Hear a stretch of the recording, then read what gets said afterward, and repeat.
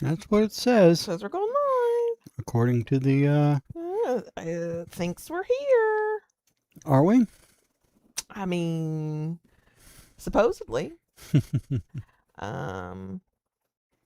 But I will not know or believe that I'm here until my existence is validated by Well, others. that's true.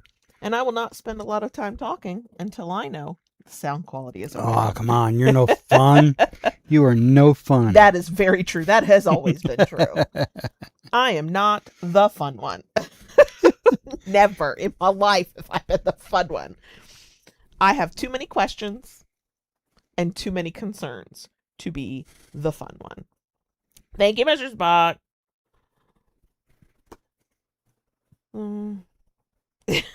Silent. I actually have 2 drinks next to me, so there could be something in everybody's drink. Okay. Oh, thank you, Julie. I was about to say, nobody's saying the sound sucks. So, hello. Hi, Kayla Lords. John Brownstone. Of Loving BDSM, where we help kinksters like you have happy, healthy power exchange relationships. This is our monthly Friday night live stream. We kind of call it a virtual munch. Because I didn't know what else to call it. In about 30 minutes, it can be a Q&A if people have questions they would like us to answer. It will definitely be, from start to finish, chaotic as fuck. Look, if I'm going to lose the little bit of monetization we get, I'm going to do it right from the jump. Just say fuck and be done. And be done. I can't tell you we're here early because there's no early. I mean, we are here early 1 minute, but like by a minute, yeah. It's not like early for the now defunct Wednesday live stream. That's still very weird to me. Is it? And here's the scary thing. Will I remember this intro after a month of not doing it? I don't know. We already know I've got questionable memory. Maybe we should start a betting pool. Look, I'm going to show up to next month's Friday night live stream and have the script in my hand. I'm going to say hello to folks. Say hello to folks. Hi, Julie. Hi, X. Hi, Silent. Hi, Mr. Spock. Hi, Christy. Hi, Clipper RN. Hello, hello. Hello to the lurkers who are here and never comment. I see you because I am you. I still can, to this day, I still lurk. The most I have started to do on Instagram, and only on kink content. If it's something that I fundamentally think is probably a good idea or I agree with, I'll put a like on it. Just like, boop. I think once I did tag you in something in a comment so that you would see something. That was ages ago. Yeah, I was going to say, it wasn't anytime soon. Or recent, I should say. No, it's been a hot minute. Yeah. Hi, Suzanne. So, I really do have 2 drinks. This afternoon, I went and did a little bit of a Father's Day stuff with the 16-year-old, and I got a Diet Coke on the way home. And then we had Taco Bell for dinner, and I got a Pepsi Zero because you can't get Diet Coke at Taco Bell. And I have not finished either of them. They are both sitting here. They are both my drink of choice for the night.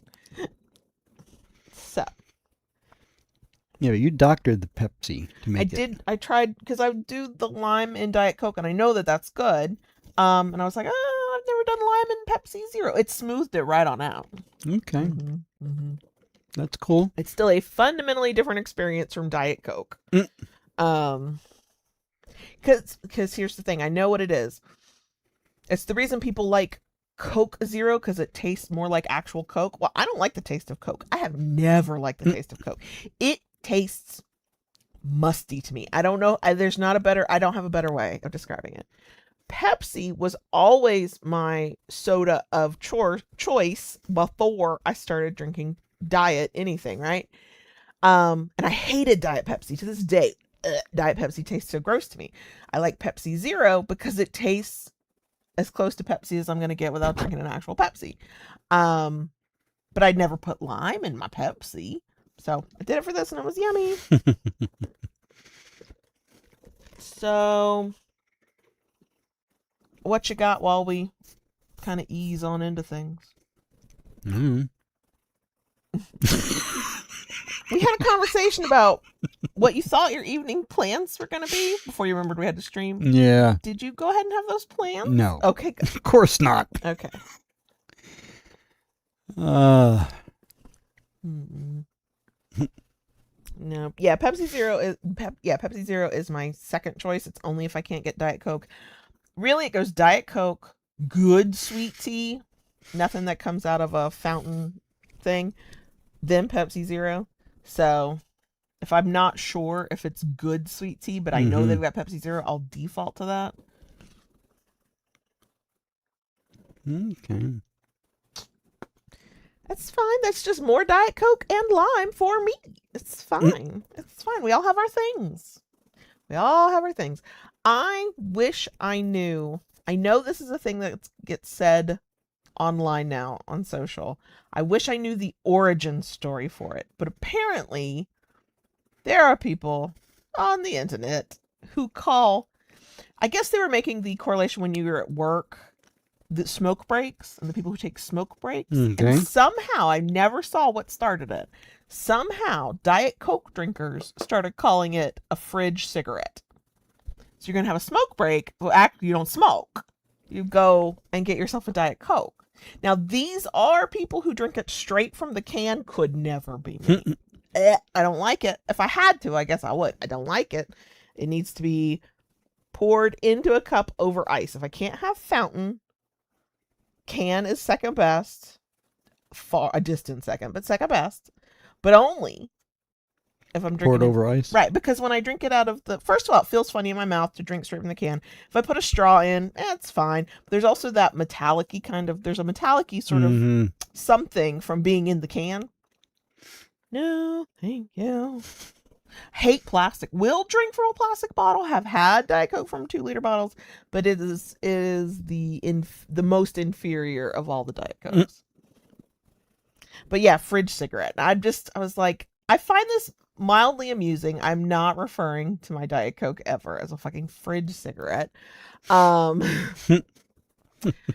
But I wish I knew like the actual word. I wish I'd seen whatever that piece of content was that clearly went viral, and now people are like, it's a fridge cigarette. Okay. Sure. But see, I guess for me, I'm apparently, if you go by people who post on social media, which you should not if you're going to decide, am I normal? Because people who are willing to post on social media or willing to post themselves online, we're a little out there, right? But I don't just drink Diet Coke all day. I love Diet Coke, but I have a routine with my beverages, okay? I start my day with water because it's the only time I'm guaranteed I'll definitely get water. Then my next drink is usually an iced coffee. Today it was not. That was rough. I had 2 waters. We were working outside. It was hot as shit. Yeah. So I needed the water more than I needed the iced coffee. But by the time we were going off to do our errand, I started getting a mild headache, and I went, oh God, you haven't had any caffeine yet today. But then I'll have let's say it's a normal day. So there's water. Might have water a little bit later too, but there's water. There's an iced coffee. Then around lunchtime, I'm like, what do I want to drink? I might have some sweet tea if I've made that. I might have more water if I just want more water. I probably won't have a Diet Coke because I'm already gauging, when am I getting a Diet Coke? Are we going out and I know that we will stop and get a Diet Coke? Well, then I don't need one at lunch. And do I want one in the afternoon when I'm not going out, but I'm going to be at home and be working 3 o'clock, the time for my Diet Coke if I'm working at home? Or are we eating something that will taste really good with a Diet Coke at dinner? Then that I'm having it for dinner, and then I'm going to have a second one after dinner. She has this entire hierarchy. Oh, I have Diet systems Cokes for everything. I have systems for everything, but for my beverages, there's a system. Now, can I deviate a little bit? Sure, but I'm not deviating by much. You're not going to just like randomly see me drink some orange juice. Like, I got to have a craving for that. I'm not going to randomly like drink some lemonade. I will, like, if we're out and it's special, I might, but nope, I have systems. There was a time the first thing I had to drink in the morning was Pepsi while I was eating my fudge Pop-Tarts. Oh, to be a teenager. And there were times when I had 45-minute commute on a good traffic day, one way. The first drink of the day was, for a long time, it was sweet tea. For a long time, it was sweet tea. And then I got into Diet Coke and it started being Diet Coke. But I actually started doing drinking water as my first beverage from, I don't even know if it's good advice. I just went, oh, that resonates. Somebody was talking about health and nutrition online, and they were like, if you can push back when you have your first caffeine in general, but they were talking coffee. Mm-hmm. So like a couple hours after you've woken up, that's somehow better for you in some way. I don't remember anymore. It resonated. I tried it. Now, let me be very clear. I do not drink plain unflavored water. We put the 0-calorie squeezy drop things in, so there's a flavor, and it tastes like Kool-Aid when I'm done. Yeah. I'm a little heavy-handed with putting the droppy things in my water. Yeah, you are. No.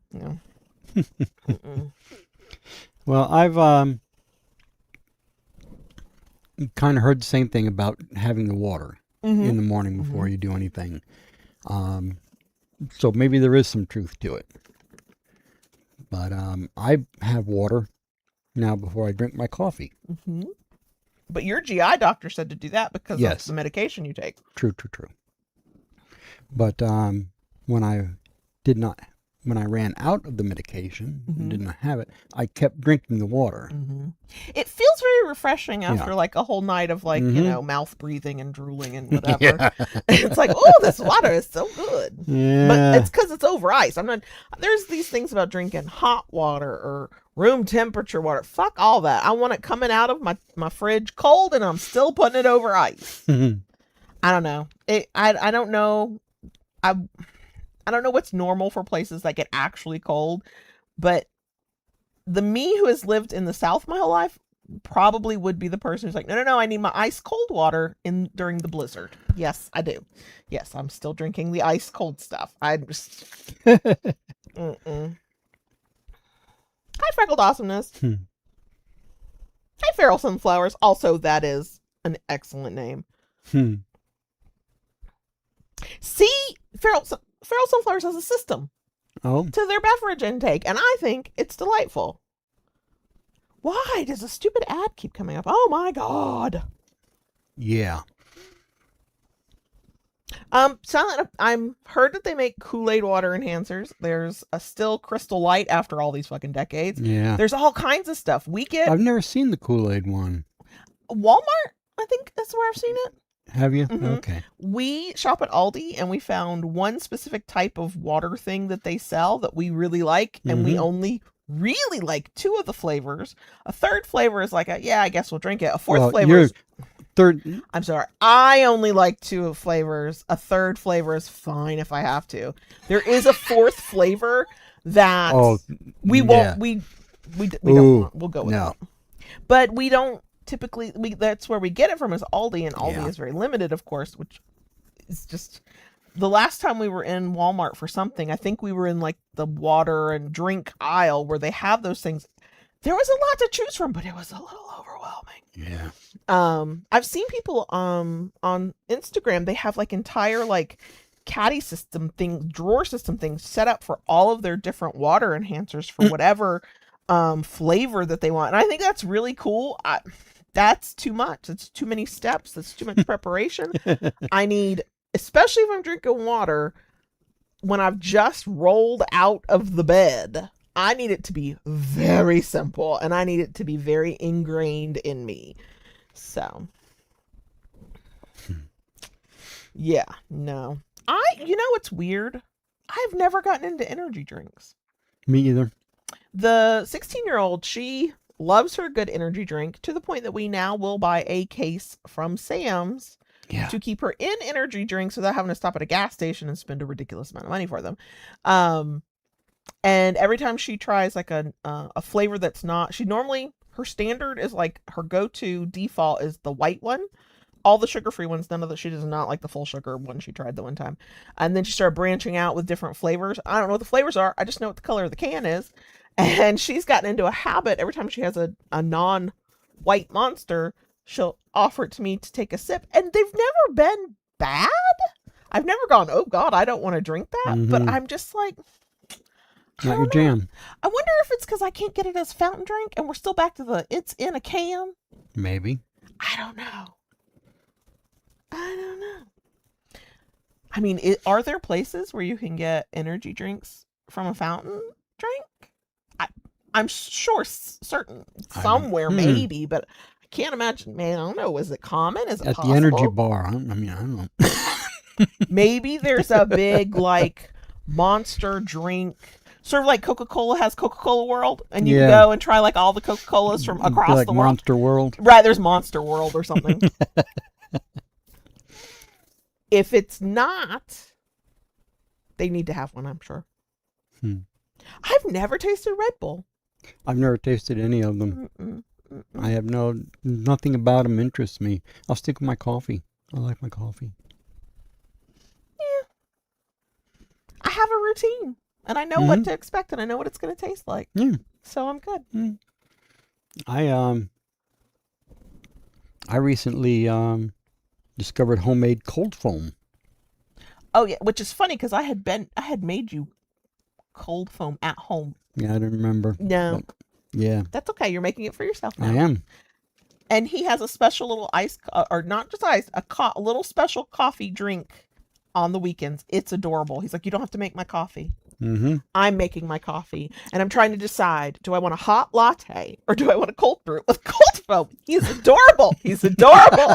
I'm like, look, live your best damn life, okay? Have fun with your little One of drinks each. on the weekend. Yeah, then he stops blinking. One of each. Lord.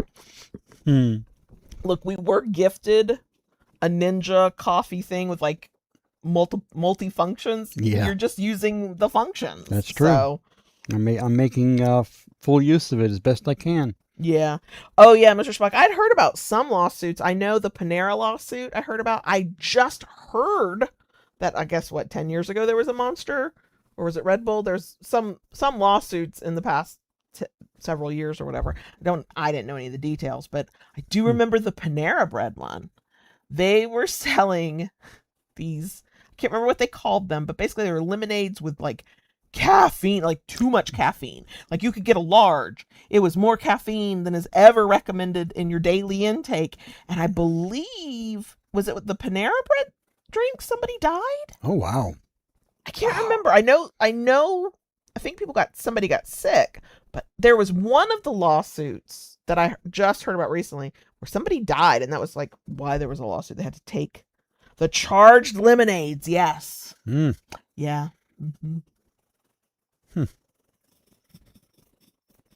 I mean, anytime you're putting in like extra caffeine to probably a drink that might already have caffeine, or just adding caffeine to a drink that didn't have caffeine, I think you've made it an energy drink. I have met my personal limit on too much caffeine, and Oh yeah. I don't notice it during the day. I don't know. I'm sure there is an effect. I'm just not seeing it, but I notice it at night because it's one of the few times with all of the sleep practices we've put in place to try to fall asleep where I can't calm down. I almost can't stop blinking at that point. And I have a lot of thoughts and I don't fall asleep, even though we have trained ourselves to fall asleep to a sleep story, to have a certain like temperature in the room and how much light, how little light. Like we've done all, like as many of the best practices that fit with our life that they recommend to get the best sleep you can get. Does not stop me from waking up at 3 a.m. every morning. Yeah, it's no. fine. But I can fall asleep most of the time.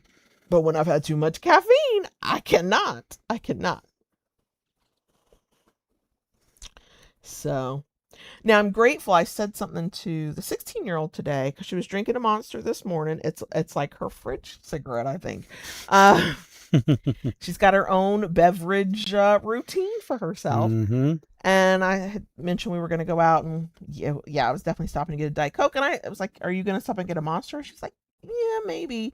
Or not stop, but are you going to get a Monster when we stop? And she was like, I said, you don't drink more than one Monster a day. She goes, oh no, I don't need that much caffeine. I'm like, okay, good. Thank you for that.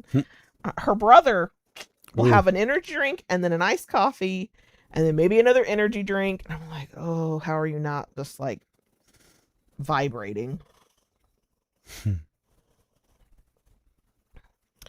So I don't know if I've tried the orange. I say I have tried the orange dreamsicle. I've been handed to have a taste of it. Maybe. Is it the pure orange can or is it like a funky looking can? Because I don't ever pay attention to what she's really handing me. She was really into, I think it was a limited time one. I don't know if the flavor is like standard. It was grape voodoo, it was great, Oh, but gosh. it was, oh yeah, she was all over that. Brother. Oh, boy. So, They, I have the ones that scare me a little bit are the ones at the registers in the those are dangerous. Don't in no. the tiny little The bottle. 5-hour shot thing. Yeah. Yeah, no. Yeah, those things like. I've heard horror stories about those. Yeah.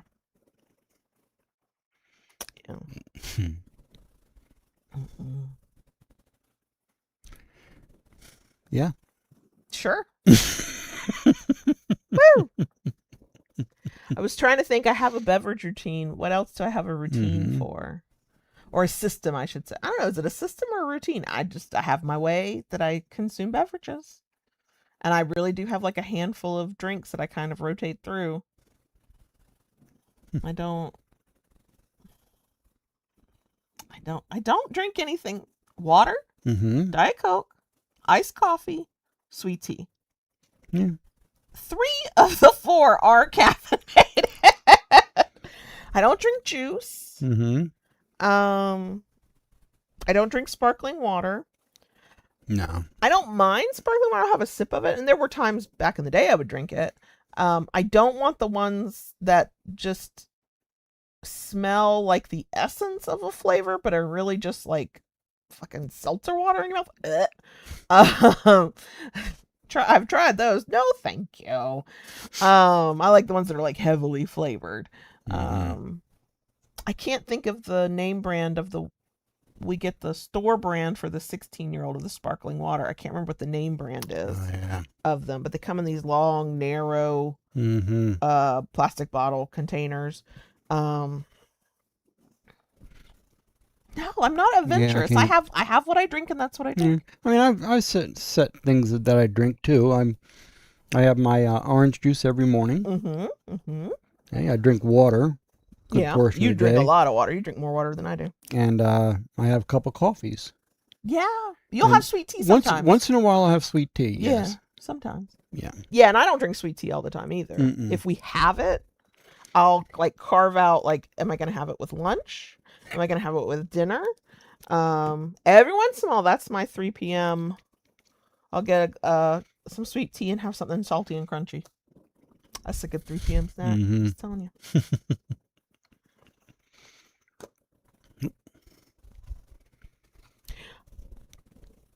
You know, Silent asked, you have a stomach thing and can still do orange juice.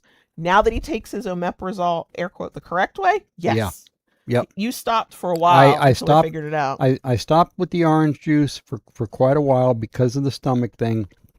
But when the GI doctor told me the proper way I should be taking the omeprazole, it was like a complete 180-degree turn. And it was just an experiment. I bought a small little bottle one time to try it and, let's see what it does. And it's been fine.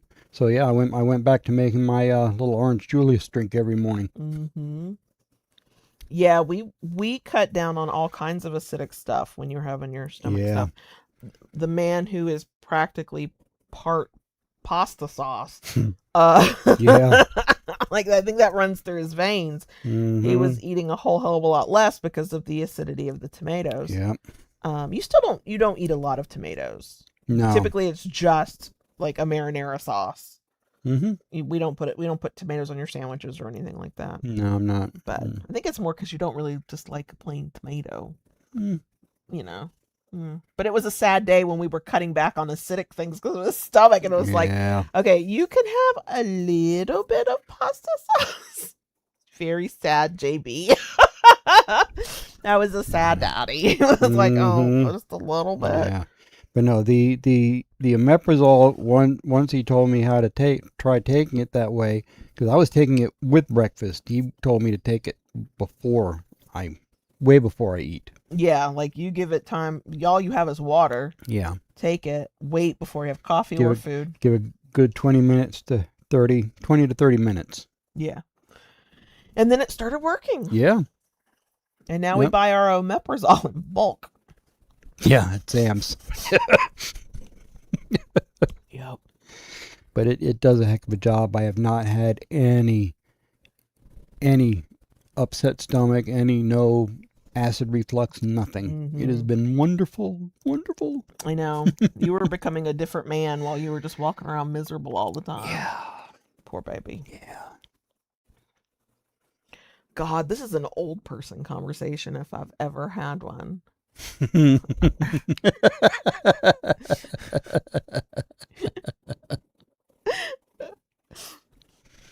Not because you're old. I mean, like the whole conversation, like my drink routine. I sound like a little old lady who's like, well, I have my morning coffee in this time, and then I have my this, and I only do like.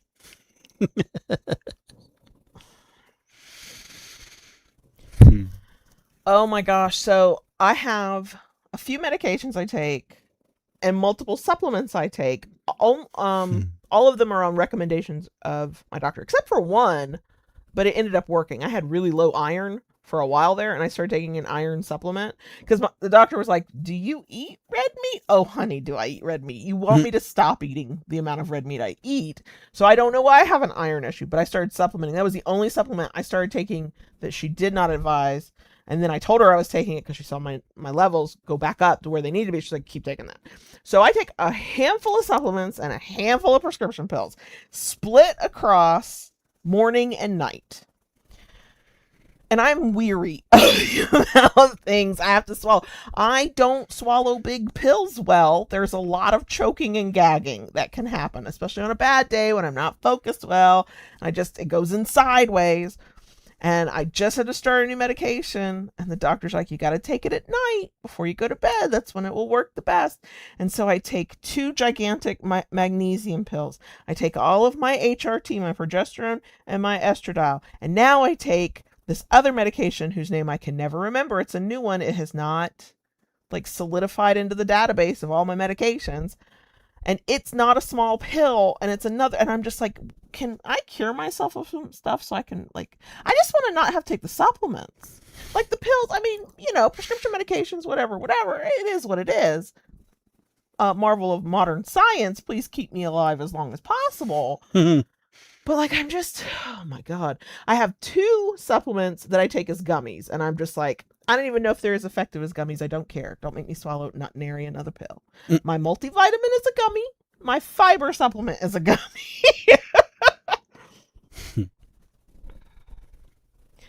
Silent, if you're calling it a shot of pure death, I don't know how that goes down easy. Am I going to want to throw it back up? Or should I take it like a shot and then do like a chaser with it? True, No, Julie. you do it like juice would be part of the. Do it like a Boilermaker. You just drop it in a beer and then chug it all down. Oh my God! The last time I did something like it was, I think they call it a sake bomb, but it's basically a Boilermaker. It's the sake goes down in, and I did that. It was the last time I ever did that. That grew hair on my chest right then and there. We have had prune juice in this household a couple of times. We're not usually the type to need prune juice. If you don't know why you would need prune juice, I'm not explaining it to you. Use Google. Grateful that is not a thing that has to happen on the regular. See, and maybe that's what I need to look into is different forms of supplements that are still effective, because I'm so tired of swallowing so many fucking pills. The only reason my HRT is working appropriately is because I'm taking a supplement that was finally, after like a year of going, it's not working, finally recommended by the doctor, and it happened to work. I'm on a CoQ10 supplement now, recommended by the doctor. Yeah, we are both are. I've got my iron supplement, our probiotic, which works. Oh my God, if we go a few days without taking that probiotic, we're like, oh, we haven't done it. See, old people things. I need to take my probiotic every day. I was taking red yeast rice supplement. I think I'm saying that right in the right order of the words. That was supposed to help my cholesterol. It did shit all for my cholesterol. I took it for a year and it did nothing. I'm not taking this anymore. This didn't move the needle either way. So at least I got to get rid of that one. And I stopped taking my omega-3. 1, we get more fish in our diet. And 2, once I started taking the CoQ10 and then a medication that my doctor put me on, I was like, I'm going to stop taking the omega-3 because it didn't seem to be doing anything either. But that was also in gummy form, which sometimes tasted like fish. It really did. I had to create a routine around when did I take my omega-3 gummy after I ate something, not when I had just had a sip of water and the palate had been cleansed. That's when it tasted like fish. Oh my. Fish and raspberry, not a combo anybody should have in their mouth. Ooh. Especially if you're chowing down on it right before you want to eat your breakfast. Nope. Nope. Give me my pills. I'll swallow my pills all day long. No, thank you. I've never been able to chug anything. I mean, I guess the closest I came to was that sake bomb, but that I was working for my life there. Like I was, I white knuckled through it because I was like, I will not let any of these motherfuckers think I cannot handle myself. Which should have told me it was a work event, like a Christmas party. That should have told me I was in a toxic environment when I'm like, I will not allow my coworkers to think that I can't handle my liquor and beer. It was not a good situation. I have heard that about krill capsules. Nope. Oh yeah, no. Oh, so the fish burps. JB takes a fish oil supplement that actually says on the jar no fish burps or something like that. I was like, I don't want to know what a fish burp is. I don't want to experience that. Nope. Nope.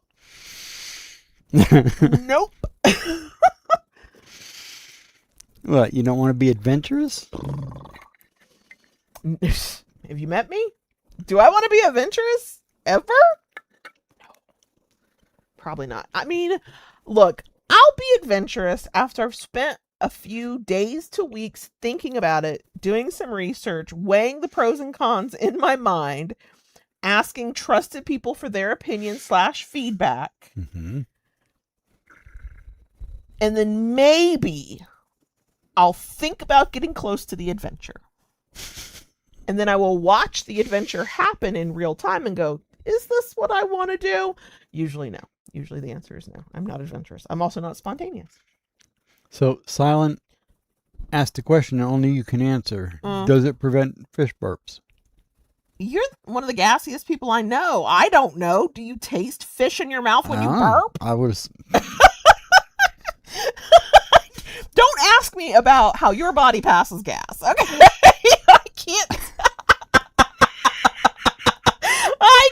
Wouldn't be able to tell a difference. And that is all I'm going to say about that. I'm not outing JB completely on the internet. But I do live with you. Okay. Do you ever taste fish? I don't. Okay. No, I don't. I'm going to say it's not a lie. It's the Nature Made brand? Is that what it is? Yeah. Yeah, we have vitamins now on auto ship subscription through Swanson's. I'm like, this is getting older. And at the same time, I'm also trying to prioritize fiber more than protein because I get plenty of protein. I'm a meat eater from way the fuck back. But fiber and protein in every meal. I'm trying to figure out what I can do to like strength train, resistance train, so my bones don't break and my muscles don't melt down into my fingertips or whatever. This is perimenopause. While also make sure I get enough sleep and don't stress too much, but also you're at the point of life where stress is fucking high and inevitable. I'm tired. I'm just tired. I just want to take a few less supplements. If I gotta take medications, I gotta take medications. It's fine. That's fine. But why do I have to take a supplement to make the medications work? Anyway, it's 8:30-ish. Ish. We will keep being chaotic. Let's get off the old people topics if we can. Maybe not. This might be my night. I'm a cranky old lady tonight. I don't know. But if you have any kinky questions that you would like us to answer, whether it's something about us or it's a situation you're in or it's just a a curiosity on your mind, you're like, I don't know how that works, feel free to ask it. Here are the rules. Here are the rules. 1, the length of your question must fit into a single live chat. Like we can't have 2 or 3. That's too long for this venue. So be as concise as you can.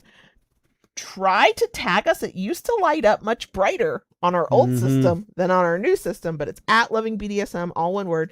It should kind of light up a little bit and we'll see it. 3, if you don't think we are answering your question fast enough, do not spam the live chat. Our lovely moderators will 100% put you in timeout, and they have our full blessing to handle that shit however they need to, because we all know I can't possibly focus on the live chat and focus on what I'm saying. And nope, they have my trust on that. They just handle shit. Don't piss them off is all I'm saying. They're brutal, and that's why I like them. Okay. Oh my gosh. Liam, are we talking about the plant slant Liam or somebody else named Liam? Silent. Because if it's the plant slant, I love that Liam. Beans. I didn't see the beans you're talking about, Liam. I eat a lot more beans now than I used to. I cook them the way my southern relatives cook them, which means low, slow, until they're kind of mushy, and that's how I like them. It's a texture thing. I don't want my beans too firm. Nope. I want them soft and like I don't actually have to chew. I'm a person who likes refried beans and doesn't feel the need to add a lot of seasoning to them. I do season my beans when I cook them. I cook them very southern. There's ham, not a ham hock. I can't find a ham hock in a grocery store anywhere. And I'm like, this is North Central Florida. This is the country. Where are the ham hocks? I can't find them. But I put ham and onion. Gotta go to the farmer's market for it here. Lord, and it'll cost 3 times as much. Ham hock used to be cheap. Yeah. But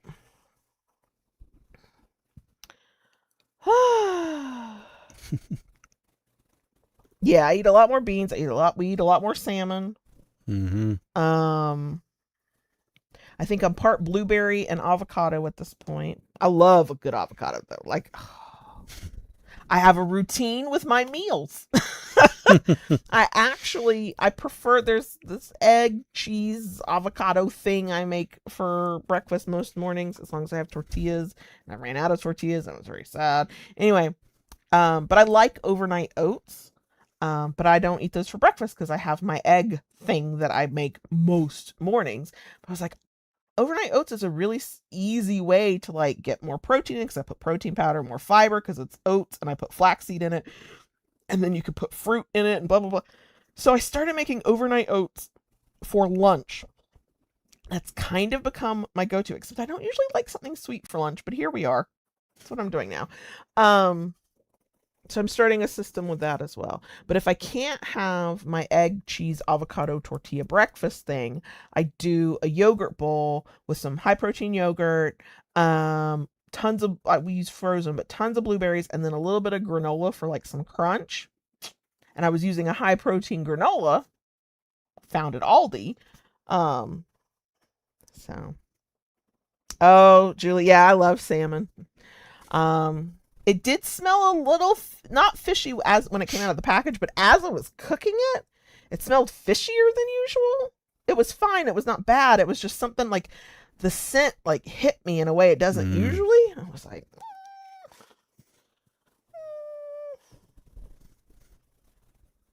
so anyway, if anybody's got any questions, feel free to ask. And also, what else can we talk about? You said you had things you wanted to talk about that you were saving for tonight. Yeah, kind of. Yeah.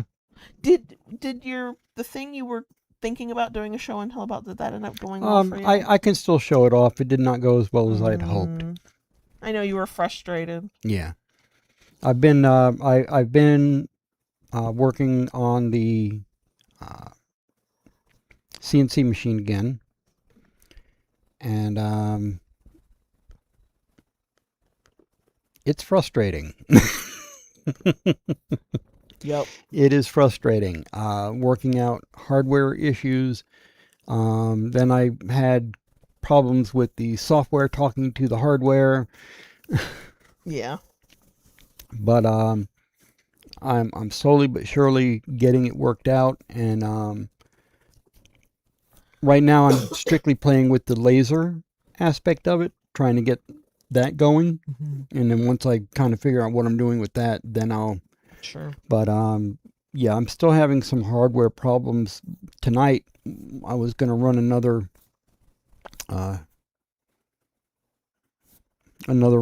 job, and reset switch decided it didn't want to talk anymore.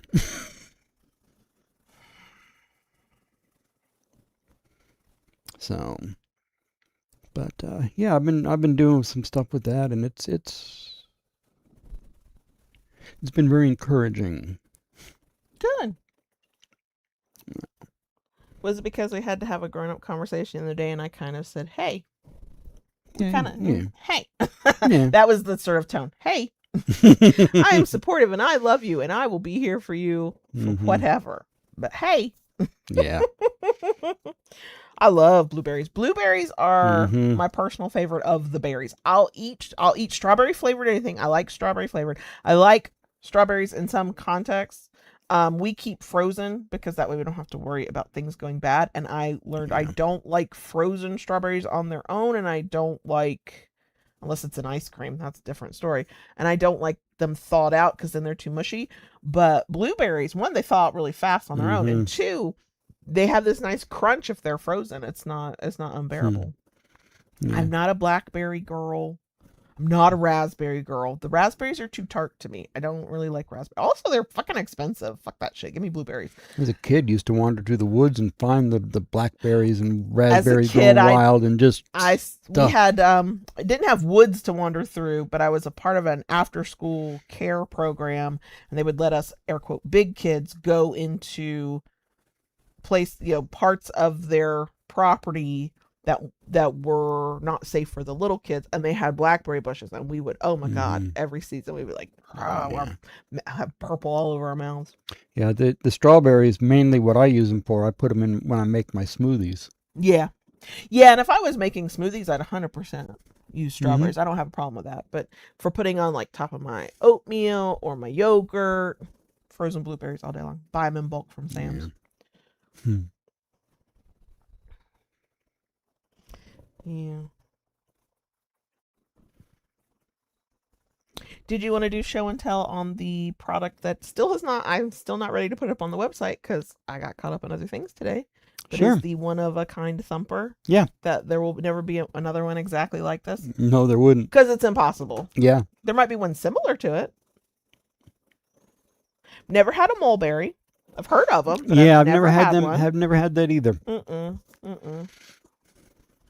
Okay.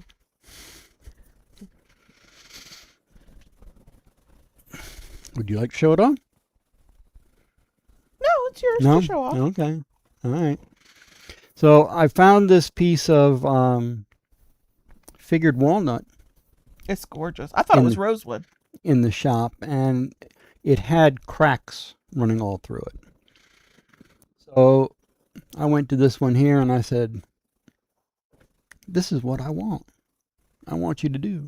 And she did. And she did it. Actually ended up having to do it twice. But it really, really came out beautiful. Here, hold that for me a second. I'll hold this for you. I'll be your beautiful assistant. Well, I'll be and your assistant. There's the... Get your hand up a little higher so it's covering my head. There we go. It's not... It won't focus. There we go. We are in focus. Right there. Okay. Right there. So there's Spin, baby, spin. And there it is. Purple resin. Yep. Yeah, I got very creative building the dam around that. I had to prop it up, and then I had to do multiple pours. Yep. It's very thumpy. Oh, yeah. Julie, is it lychees or lychees? I've never tasted them, but I also don't know how to say them. Yeah, I've got to take the pictures, get it up on the site. Yep. It's a one of a kind, so it'll be a first come, first serve. It'll be a little bit more than a typical thumper because a lot more steps went into it. So yeah, I was like, I was like, to try and get a level part of it where I could pour part of it without it flowing everywhere. I was trying to get it balanced on a thing so that it would kind of be level, and then you put a dam kind of around it so that it doesn't just flow out. Oh my lord, it was a big ol'. I like grapes, floral grapes. Oh, okay, so either one, Okay. lychees or lychees. Because I thought I had heard it said both ways, but lychees. Okay. I definitely never had one though. I'm sure of that. I like grapes, but only when I'm in the mood for them. Then I'm like, we've had grapes in the crisper for a while. Yeah, and I was looking at it here. The unfortunately, the lighting in here didn't do much. It's because you don't have these lights I know on. I didn't put those It's on. okay. It's fine. When I take pictures, I will highlight the. Yeah. Yep. But yeah, I got to take pictures and get it up on the site. Mm-hmm. But that was a fun little project we did together because he makes the damn thing, and he got it to a certain point rough, and then he brought it to me and was like, "Fix it, make it better." And I went, "Okay." We're gonna enhance this. Did you tell me you want a purple, or did you tell me to just? I pick? told you I wanted purple. Okay, I couldn't remember because I was like, "Did I pick purple?" Because of course I picked purple. When he does tell me to pick a color, I do default to purple, and then if it looks like we're gonna do more of whatever it might be, I'll go to another color after I've done purple. Purple first, always. Oh. Yeah, that was cool to make. You're also working on what we're loosely calling mini thumpers. Yes. Silent asked the eternal question: did you pick purple because you knew I would want purple? Yes. Did you really? Because I knew if I told you to pick, that's what you would pick. You also know that when you tell me to just pick, I sometimes get like stuck. I'm like, ugh. Which is why I've created the default. If it's not clear, because we've done paddles where we've had things like that, and we always pour clear, just no mica in it, resin in. But if you don't tell me that, I've created the default to purple. One, because I love purple. Two, so I don't like get stuck with like, oh, this is too many choices. He once sat me down at a website where they sold all kinds of things, but there was a huge section on their site that was mica colors for resin, and he went, pick, and I went, nope, that's too many. It was like 92 colors. I was like, I can't, there's no way in hell. When presented with that, if I'm not looking for a specific color, I'll do a sample pack all day long, because then it is what it is. I didn't have to choose. It's too much. Ooh, red resin. I bet red resin would look really that pretty. would pop with that. Yeah. There's 3 colors that I know that I can default to, not like for something special, but like in general, if we have purple, red, or black in the kink community, one of those 3 colors is selling all day, every day. Yeah. The every other color, it's, based on what people's favorite colors are, blah, blah, blah. We finally just a couple weeks ago, maybe longer, got a resin inlay order where they wanted yellow resin. Yellow and orange are the 2 colors I almost never do. For a long time, people were picking green a lot, green and dark green, but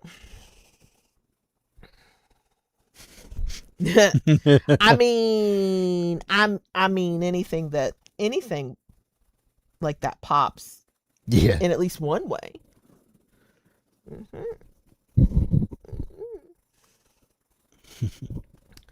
So what else? Been playing a lot on with my games. I've got 2 games I've been sticking with lately. Terraria and Rise of Cultures. Rise of Cultures is the one where you like kind of go through history. Where are you at now? I just entered the Sicily. Oh, okay. So Sicily, and then I was also working on my Viking. Gotcha. community. So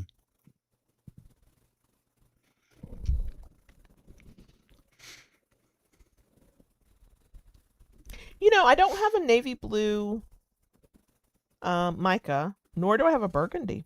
Hmm. I'm sure I could get it. I'm not sure I could get it from where we usually get mica. I'd have to go somewhere else. There's so many places where you can get micas and stuff. anymore, And yeah. dyes. Yeah, we have what is called a dark ocean green, but it comes out when you put it up against the wood. It always just looks like a dark green, almost a forest green, but maybe not quite. So. Mhm. Anything else you've been doing other than your games to relax? Well, I don't know if you'd call it relaxing, but I have been, oh gosh, re-ripping my CDs, all the Is CDs. that what you've been doing? Yes. Gotcha. Yep. All the music I've had when I first started collecting all this music was in MP3 format. Mm. And since then, they've kind of improved things. There's a file system called FLAC, F-L-A-C, Okay. high quality audio. And I've been ripping the CDs into that file, Gotcha. into that format, I should say. Okay. And so then does that allow you to listen on your machines? Does that allow you to listen on your, what does that do for you? I could listen to it on any of the computers. I could load on the phone. Okay. Silent, I don't do a lot of experimentation with color, like making colors. Keep it very simple. Not because I've not thought about it. Let me be very real. Not because I'm uninterested in it, though. I just don't. Yeah. I don't I've think that I've way. done that a few times with things. Mm. Silent. The little Lazy Susan thing that I made for the table. That's what I did. That's purple Okay. mixed with another mica. Oh, okay. That explains why. Mm-hmm. It doesn't look like a air quote true purple. True purple. Air quote that because my God, purple. There's so many shades of fucking purple. For anybody who may have just been joining us, we are accepting kinky questions. Mm-hmm. Don't spam. Keep it concise. Ta-da!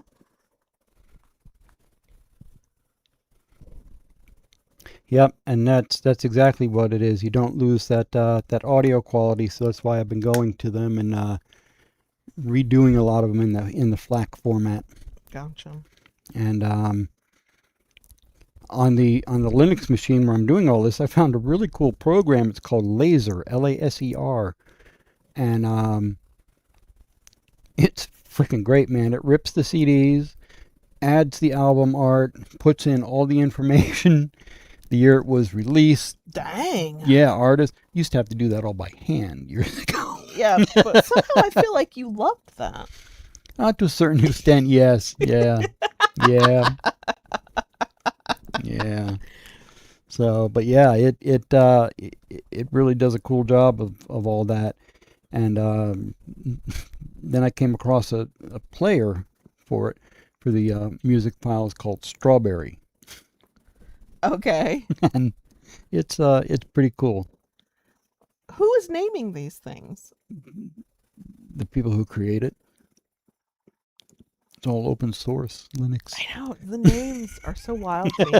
And I'm sure there's like some kind of story, whether it's a quirky story or like a meaningful story. There's like probably a story behind the names, but I'm always like, what the fuck is happening over there? Are you all high? Is that what it is? And X, they probably do, but it's been so long since I've touched any of that type of stuff. The one I used to use years ago, Next Gen, NEXGEN. I still have the stupid program archived on one of my discs somewhere.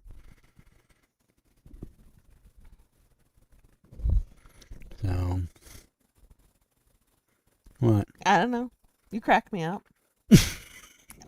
It's not a thing I would tease you about. I just find It's one of those things that I can't relate, so I find it mildly amusing while also being like, I'm so glad he has a thing. I don't understand that thing, but I'm glad he has that thing.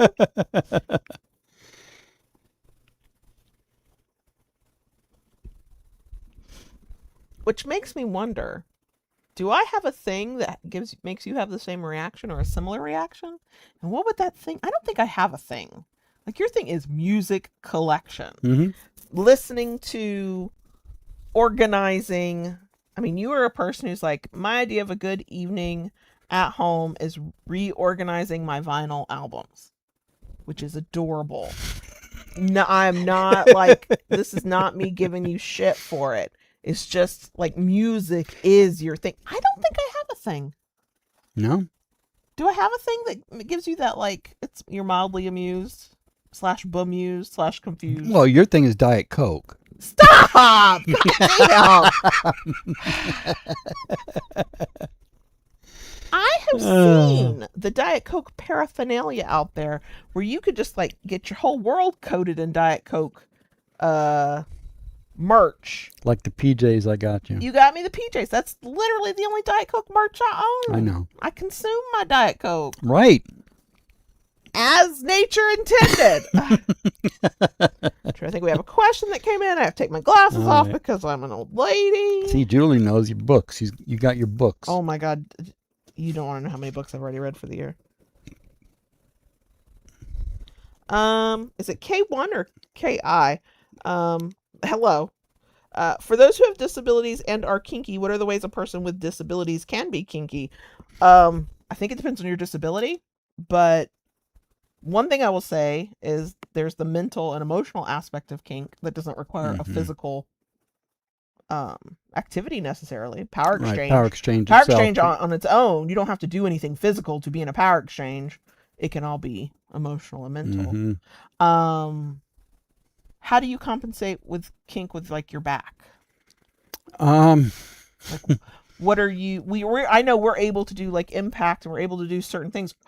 Is there a way you compensate for any of that? Back brace. Yeah. Yeah. Back brace used to be for mowing the lawn. It is for everything. Anything it is needed for these days. Yes.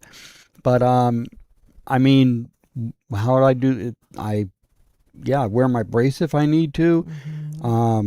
I just don't go as fast as I used to. No, you go as fast as your body allows. Right. Especially with your hand. Now that I got my hand. Yeah. Yeah. Which hopefully surgery will help, and then the recovery will be okay. Right. And you'll get full use of your hand again. But until then, you do not have full use of your hand. No. And so I know from being on the receiving end, that has changed how you do impact. You don't do a lot of barehanded. Well, luckily it's my left hand, and if I do barehand, it's going to be with my right.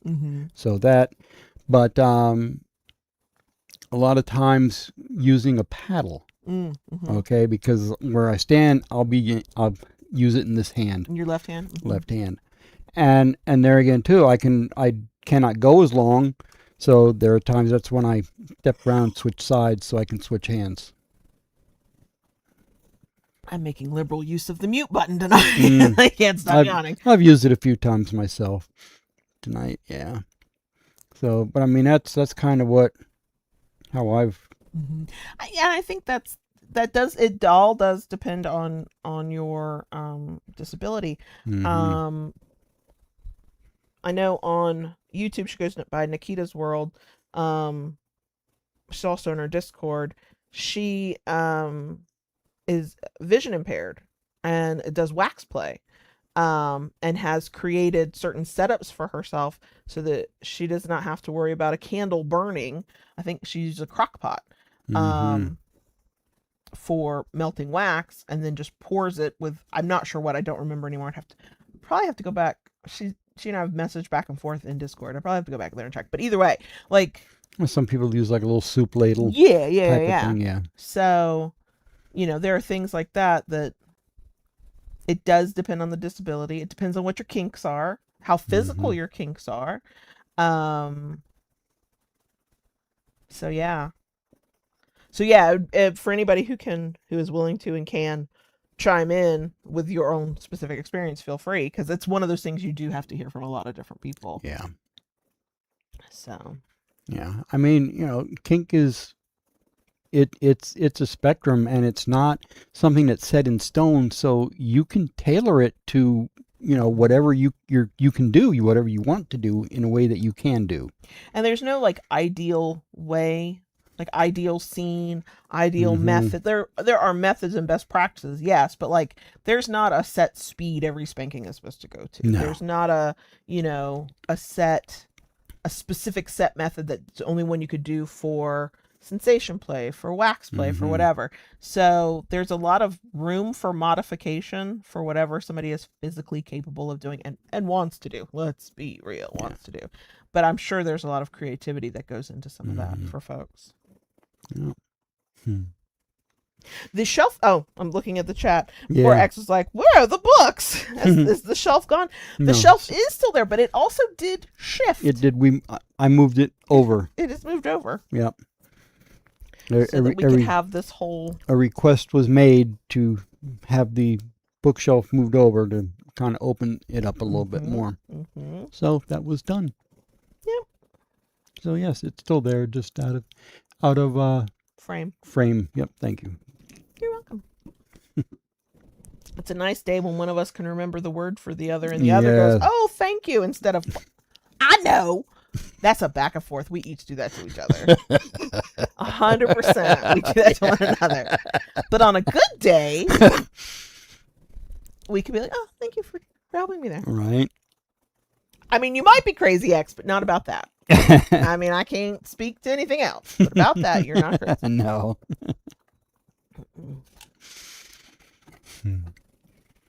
Do you want to show off the diabolicals? It's not all of them, but it's like our main three. You'll definitely have to get close for those. Yeah. The pineapple. Yes, we did pineapple. I have to put like such caveats on it because the crown at the top, that's what that thing at the top is called on the pineapple, for anybody who didn't know. I say that because I didn't know and I had to Google it. Is so sharp. I have scratched myself just handling the tips. Silent asked for demos. I mean, I'm wearing thicker pants than usual, so yeah, I probably could. Oh, you did my arm? Yeah. Oh, yeah, you can do my arm. You're like, oh, I'm not going with thicker pants. I'm going with thinner skin. Give me that inside arm. Damn straight. So we have a pineapple. We have lips, which were for a couple of years meant to be a Valentine's release, and it just never fucking happened. And then we have our D20. I did red D20s again, but I painted the numbers gold this time. I really like the gold. Last drop I did silver numbers. I ended up not liking that. It just didn't pop the way I wanted to, but these gold ones did. But first up is the pineapple. Okay, there you go. Do you see those tippy top points? Sharp as shit. So sharp. Now, depending on which side you hit with, you may or may not feel them. The pineapple, the textured side, I don't feel them as much based on the angle JB usually gets. But if you do the flat side, which is always an option, you might. So just for anybody who might be interested, be very careful. I've tried to put it in multiple places online on the listing to say, please be careful. Thanks, X. It didn't even have to be demos for dollars for demos. You know what I mean? I appreciate it though. Okay, here we go. I'm gonna give my arm to the cause. There we go. Oh, fucking hell. Shit. Yeah.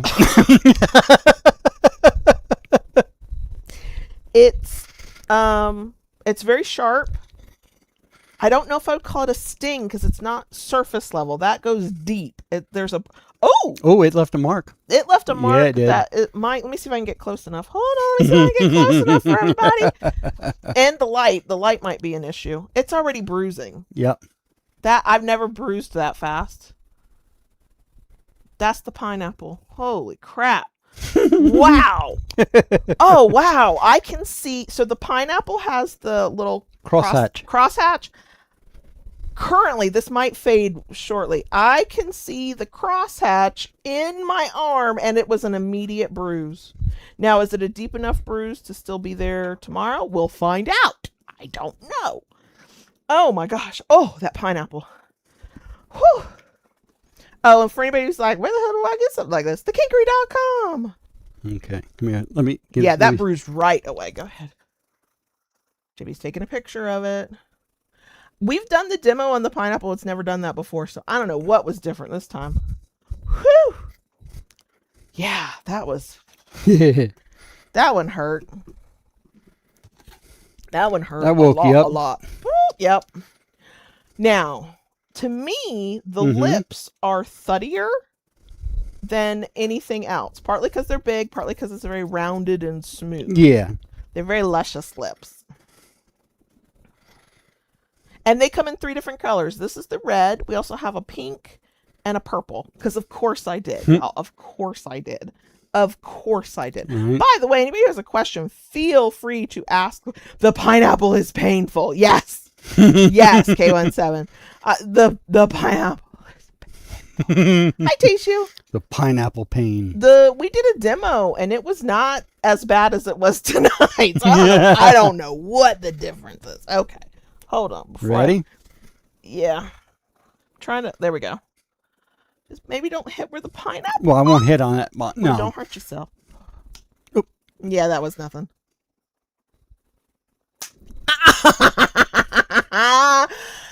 That different kind of pain entirely. Yep. Oh, there's a little bit of the lip coming through. Yeah, there is. Woo! How do cameras work? I don't know if you can see it. Lighting's not very good. No. No, I there's. have to see if I take a picture See if later. we can take a picture. Yep. The pictures will be in our Discord, by the way. Anyway, that I would say is more sting that time. Really?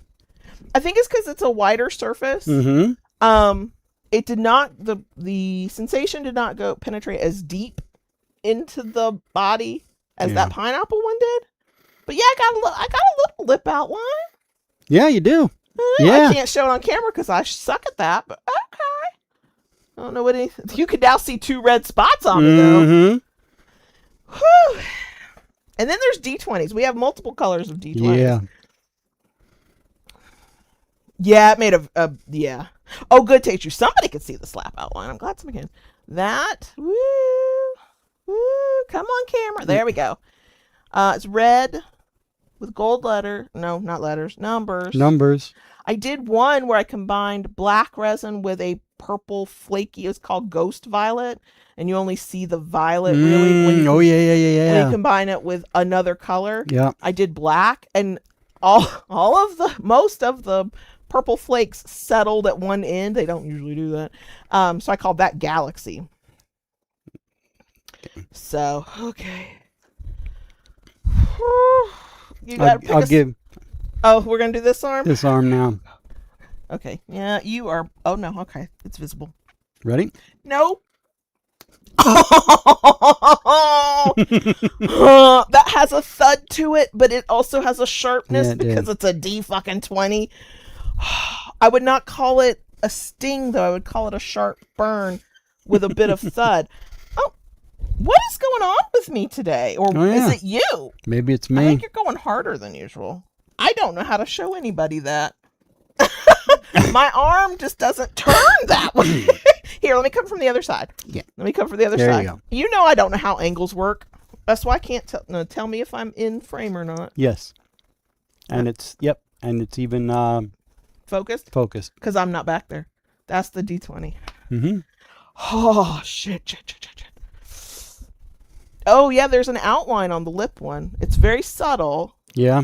But I can see maybe a picture would pick it up. I don't know. This lighting is not going to be picked up on camera. So there we go. There we go.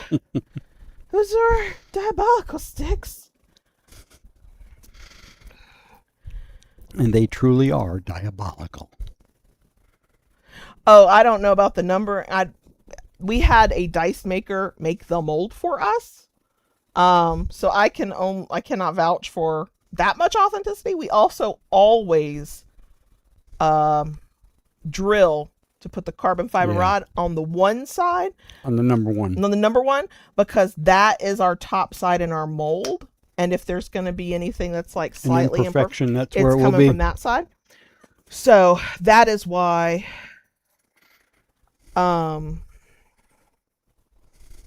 it is set the way that it is. But yeah, we went to Druid Dice.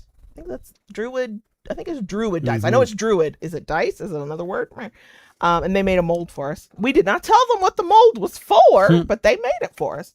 I think we are gonna have to replace that mold. Yeah.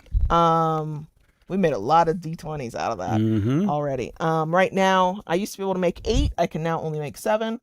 I'll wait till it gets like it really starts falling apart, and then we may have a conversation based on both requests and experience of a slight, not, you can't go too big because then it's a slightly bigger D20. So, okay. You know, Silent, maybe I am. I don't know what the difference is.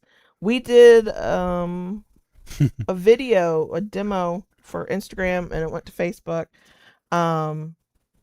when we first released them, and he doesn't go easy on me on those. I mean, he goes easy enough that he knows I can still at least hold the damn camera while he's doing it, but I did not mark this way. No. I don't know if that's a me thing. Well, I am taking a new medication. Could that do something? That's entirely possible. I should look that up. That could be a thing. Ooh, does that mean I might finally start getting some marks on my ass? Julie, a hand-shaped one would be good.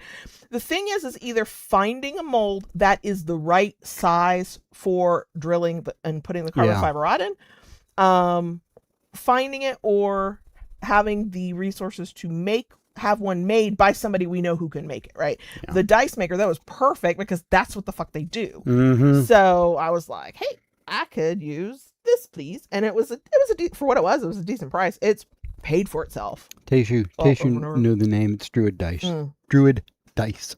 But a hand-shaped one. People have been begging us for years for a heart. The problem with the heart is you cannot just drill up. Like, a heart has a sharp point at the bottom. There's no drilling up into that to put the carbon fiber rod. The only way to drill would be to flip it upside down.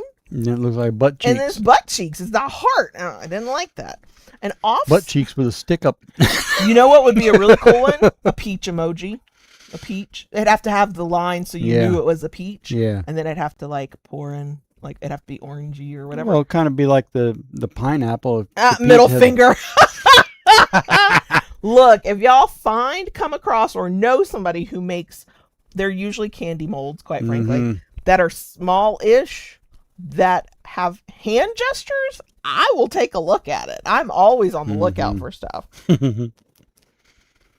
But yeah, wow, God, yeah. Yeah, you got a good flat. Oh yeah, look at that D20. That is 4 corners. God damn. That's a nice little diamond shape there. Yeah, it is. Yeah, it is. Yeah, and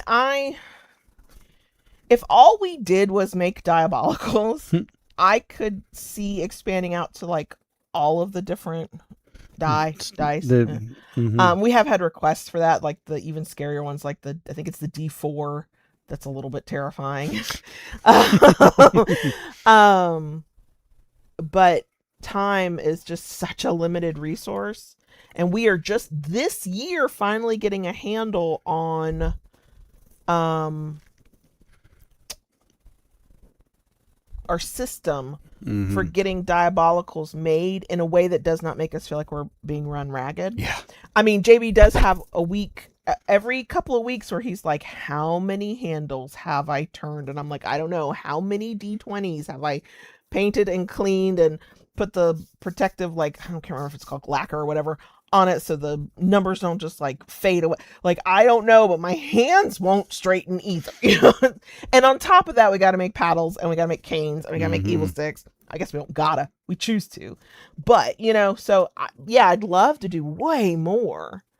The only way I could see it working is if we did very limited releases. Yeah. Which could be a possibility. Or there were seasons for each of the styles, but we haven't gotten that far. We literally just now in 2026, after having the shop since 2020 and the Diabolical since what, 2022, 2023, Yeah. we just now found a year where we're like, oh, we can systematize this and actually make enough and sell them and have stock. So any other expansion of that system has to wait until we get good at this system. So Tashu and Silent trying to help us out here. I think I could sell the shit out of hearts with the amount of requests I've gotten. Oh my gosh. If that could happen and we could find somebody who can do that and then not sell it at too exorbitant a price, I'd buy the shit out of that. Mm-hmm. But indeed. We've played with different shapes. The only thing that we still do that is from the very first Diabolicals we ever did is, for legal purposes, I have to call it a building brick, but we know what the fuck it is. Yeah. But we laughed so hard at the pineapples, we just had to. I also, the sadist next to me looked at the crown of the mold and went, "Ooh, that's gonna hurt." So we had to. The lips just tickled me. I just loved it. They were such kissy lips. And all I could think about was some bratty ass going, "Kiss my ass." Okay. Right.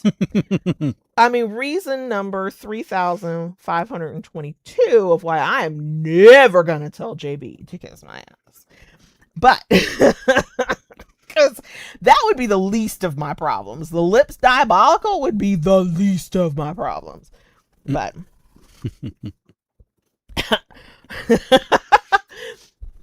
I would take your money happily. I don't know. It's just, yeah. Diabolicals are fun. They're painstaking though, because there's so many steps to them. Mm-hmm. We pour handles and tips. You turn handles. I buff handles. Mm-hmm. We cut carbon fiber rod. We epoxy into a handle. I've made tips, and then you drill both. Mm-hmm. And then it's not hard. It's just, but it's a lot of process. Mm-hmm. Mm-hmm. Yep. It's a lot of process. Oh, Tayshu. What size would you want if Tayshu made a test mold?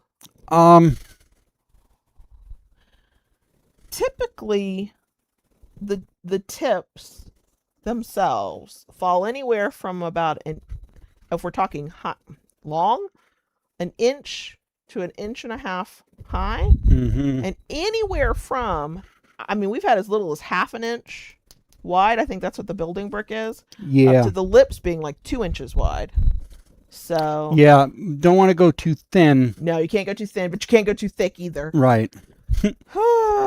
I think half an inch thick is what we about the standard we have. Yeah. Yeah, I measure those to put them up on the side. That's like 1.25 inch. Okay. To 1.5 inch. All right. Yeah. So there. Mm-hmm.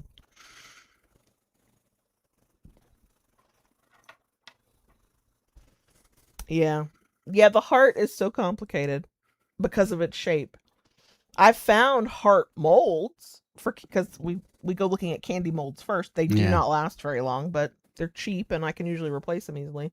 And it's just none of them are right.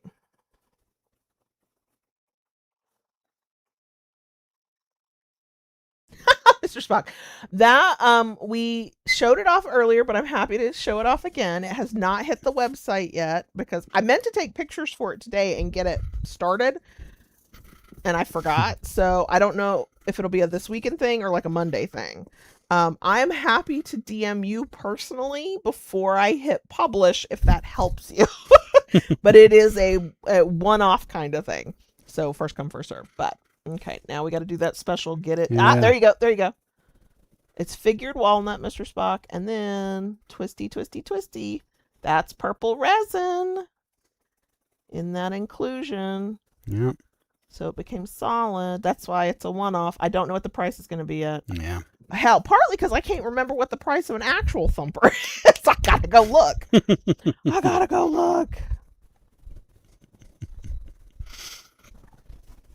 Ah.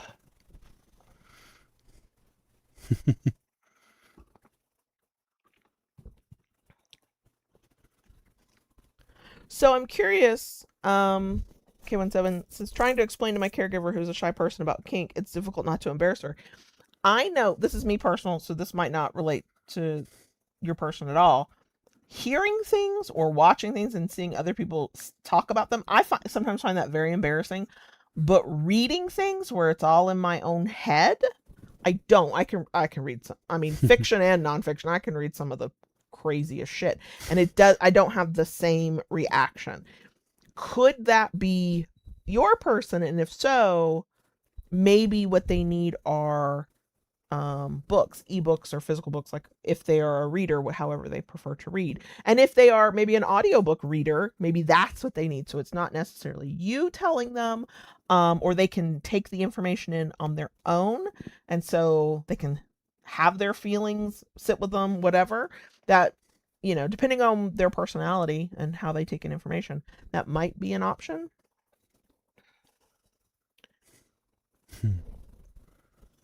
But I don't think it was ever really, well, no, there were some early in my kink life. There were some things I've struggled to kind of hear other people talk about because there was a shyness, awkwardness, embarrassed kind of feeling because I was like, this feels very personal. Should I be in on this conversation? So, but when I read something, I find that very easy. I could partake in all kinds of content if I read it, but the moment I got to hear it or watch it, I can't do it. I can't do it. It's too much. I'll be right back. I'm going to get my thing from the room. That was completely non-specific, but I support you in that journey. Okay. You're muting yourself. Oh, so we don't get to hear you like mumble to yourself? Aw. Yeah, so that thumper will be the a one of a kind until the next time he comes across a piece of wood that he wants to be a thumper and it has an inclusion. It took a long time to make, but he is working on thumpers, but we did run into a problem. He was given by somebody who no longer walks this mortal plane a bunch of wood that ended up being great for thumpers, but that person is no longer with us, and we have not found that specific size wood from anywhere where we can get wood and it's affordable. So some of the wood that's left over is actually smaller, and so it won't make the right size thumper. It'll make a mini thumper. And so we're looking at places where we can buy the wood to make thumpers, and that's not impossible. But it is you've got to put the resources out, get them, and so thumpers have not gone anywhere. We will get them back, and we might, like I think I said earlier, we might even have a mini thumper. I'm a little afraid of that because that is not going to be that's going to be thuddy in a different way. The smaller a toy, more narrow, the more intense I find. So, okay, you have come in with a piece of wood. Yeah, are you still muted? Y'all were like, you who? I can't hear him. He's unmuting himself. There we go. So thumpers are very thuddy. Very thuddy. Yeah. They're one of our thuddiest toys. Now, I just wanted to show off a little bit about what I've been doing with the laser engraver. Okay. Let me come from the other side. That way I can see. That is, no. There we go. Yeah. Now, I'm curious, is it a programming thing that will allow you to make that image larger? Yeah. Okay. That's what I'm playing with right now. I'm playing with enlarging the images and also feed rate. Because if you notice some of them, there's some spots that's not quite filled in. Yeah, I did notice that. Okay. So I'm playing with for feed rate and intensity of the laser and all that fun stuff and trying to figure it all out. Mm-hmm. So that's kind of what I've been doing. Yep. K17 says, I get turned on by listening to audiobooks that are sexual. I get turned on by reading them. I can't listen to them. I don't watch porn. Not because I have a problem with porn. There was a time I watched porn and now I'm like, but let me read it? Whew. That's why almost all I read is spice. If it ain't got filthy sex in it, I don't really want to read it.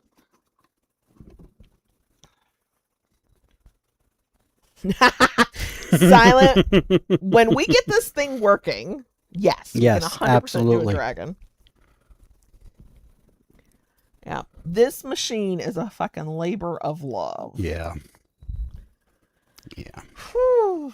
Yeah, it is. Mm-hmm. And a labor of frustration sometimes too. Yeah, you had to take a literal several month break from it because you were so frustrated. He wasn't able to like focus on anything else because he was so stuck on that. But he wasn't getting answers or making progress, and so finally it was I'm walking away from this thing. Yep. And it was a good thing because when I came back to it, I was... Yep, fresh eyes. Mm-hmm. Yeah, you made way more progress when you came back to it. Oh, yeah. The last time he was working on it before he took a break from it, literal several months, he was not at the point of testing the laser features. No. He was just trying to get the fucker to like turn on and like kind of function. Mm-hmm. So this is definite progress. Yeah. I ain't gonna lie, I learned my lesson with this. You know, I for a long time I built computers, I took them apart, I put them back together, and I thought, what could be so difficult about this? Yep, save some money and build it for myself, and yikes. You know what? With the money we had at the time, had you not chosen that way, there was something else we would not have been able to do that we wanted to do. That's true. So that's true. It's frustrating because the truly the frustrating thing is if we could have gotten it up and running right away, I think we would have made that dollar difference back real quick. So, but yeah, the marks are already, they're welty for the diabolicals, but like the crosshatch, it's already gone. Oh, yeah. It's died down. Yeah. Mr. Spock. Yeah, I know. And then I think sometimes too, the way the box arrived, I really probably should have just said, I will not accept it. Yeah, there was damage. Yeah. There was missing parts. Yep. Yep. It's one of those things that if we could find somebody local who had experience with it, I'd be like, how much do you charge? Yeah. Come make this thing fucking work. Help me sort some of this out. Yeah. Yep.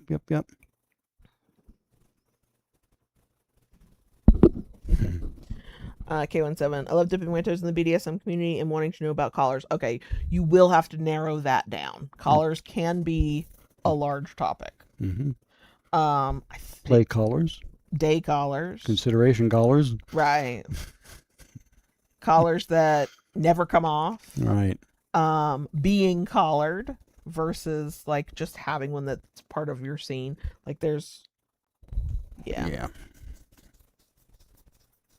Yep. Tashu says, my friend says laser engravers need a lot of ventilation since they make toxic fumes. Yes. Ours will be living in the garage. So yeah, that's probably as good, as well ventilated as we can get it. That's going to require almost a complete reworking of where everything lives in our garage / shop.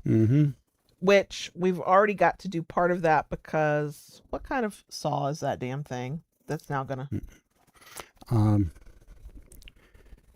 Yeah, we've got some stuff to move around. Yeah, I can't think of the name of the saw that is part of that.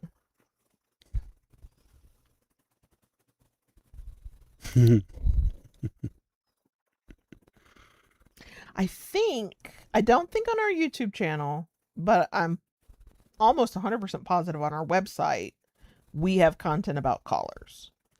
Probably blog posts. I thought we did. We might have a video here on YouTube. Because it might be 5 things you need to know about collars. Yeah, well, yeah, one of the early short forms we did. So if you like are on our channel page, not just watching here, and you search collars, that if I'm right, and we do have a video, that should pop up for you, and that would give you some like quick and dirty information. But yeah, some things are very broad topics, and there's a lot that can be said about them. Yeah. A collar ceremony is something completely personal to the individuals. To most people, it's just like getting married. It carries that much. People will plan a ceremony, and that will look like whatever they want it to look like. Some people make it look a little bit like a wedding. There are words spoken between the people.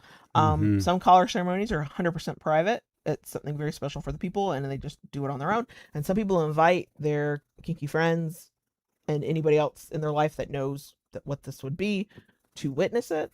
I've never planned or attended a collaring ceremony, so I don't even have a point of reference from what I've seen personally. Have you? Mm-mm. But yeah, which is also probably the frustrating thing, is it can be literally anything you want. I'll bet money on FetLife people have talked about their own collaring ceremonies. Yeah. They are not required. That is a choice that you make if that is what you want to do. Right. But you don't have to. Not required at all. You can, like JB did, just slap a collar on somebody who consents to have it and be like, here, you're mine. I love you. Ta-da. And we moved on.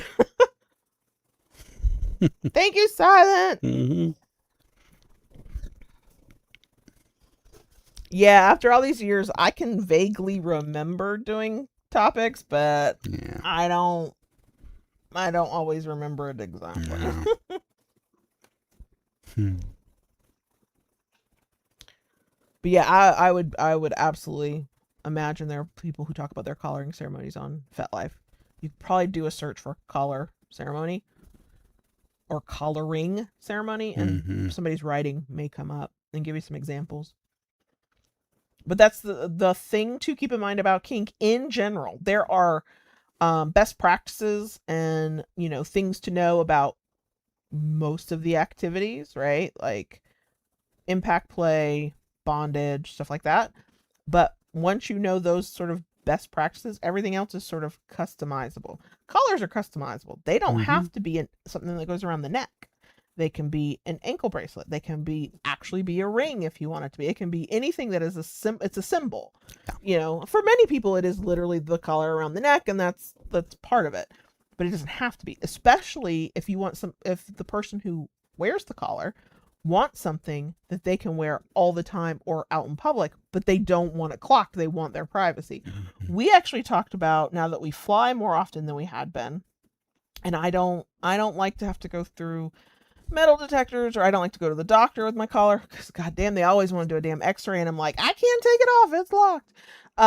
The dentist was fun. I went with my collar on. I forgot. So we've talked about maybe getting, and I personally specifically picked silicone because, one, no metal, no whatever, a silicone ring that I can wear when I'm not wearing my collar. Also, I sometimes have sensory stuff with anything being around my neck, and that's a bad day when I'm like, I want to wear my collar, but also it's touching my skin and I feel like I can't breathe. So we've talked about alternatives for when I can't or shouldn't or don't want to specifically wear this collar, not be collared, but wear the physical one that I have. So it's all personal. It's all about what works best for the people involved. There's no hard and fast rules. There are people in the kink community who will try and tell you there are hard and fast rules for everything. No. They're full of shit. The rules are have it your way. Right away.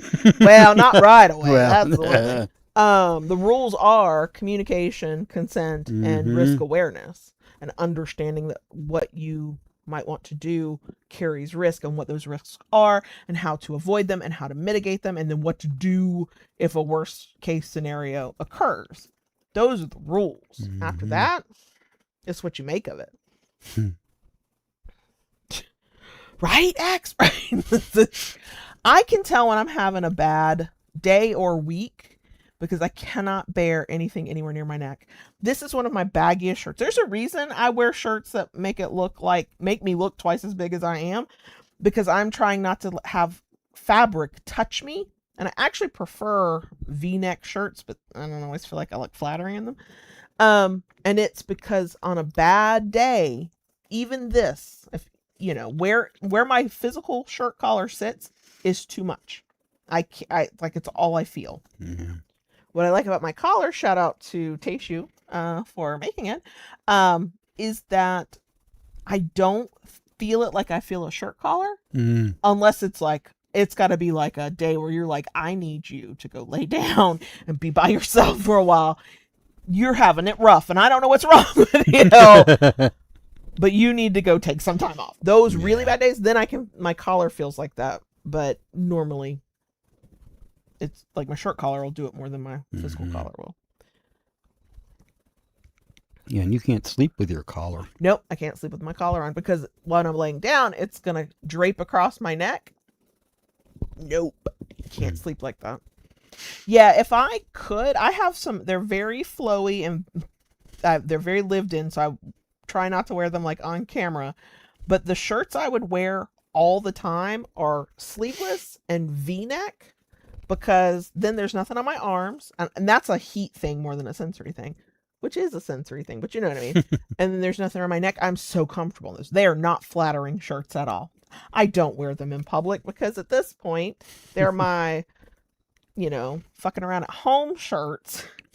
And they have spots and stains, and no amount of shout is getting them out at this point. Yeah, no.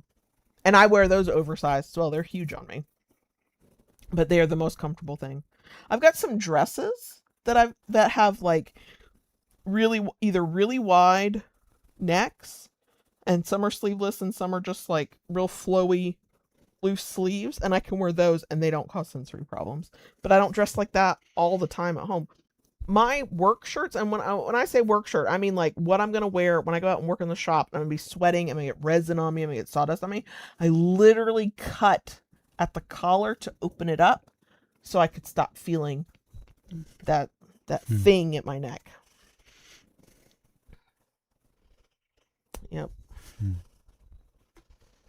Yeah, there was a very brief amount of time in my life where I tried to wear turtlenecks. Nope. I can't even do a mock neck. You know, that one that's like got tired before it got all the way up to your neck and it stops right. Oh my God, no. Now see, for a long time, I had to wear a button-down shirt and a tie when I went to work. Had to do that for a long time. Could never be me. And that did not bother me. But yeah, with like a sweater, you know, around your neck. That like I did not like. sweater. I never liked that either, especially with the sweaters. The shirts. Yeah, I can deal with shirts. But I had one sweater. It became way too small at a certain point, and I finally, after a couple of years, go to a better home that I could wear, and it was technically a turtleneck, but the neck was, I just bumped my mic. The neck was so huge I could literally keep it up at my chin, and it didn't actually touch skin when I was wearing it. It was so large of a neckline that I liked. That was very cozy, because the only time I'm wearing I'm a Florida girl. Only time I'm wearing a sweater, it's cold as shit outside, and I'm wearing it just long enough to not be cold anymore.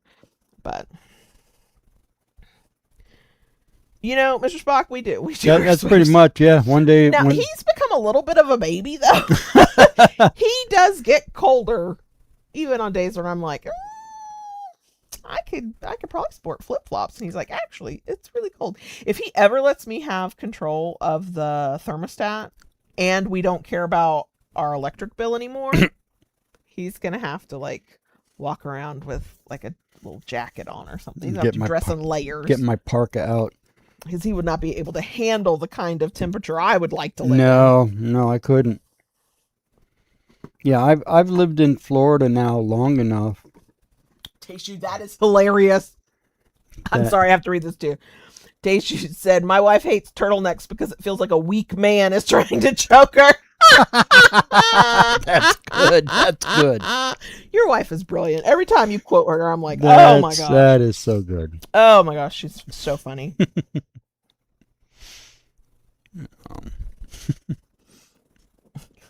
What were you saying? I don't remember now. story of our lives, right? Yeah. I know. Yeah.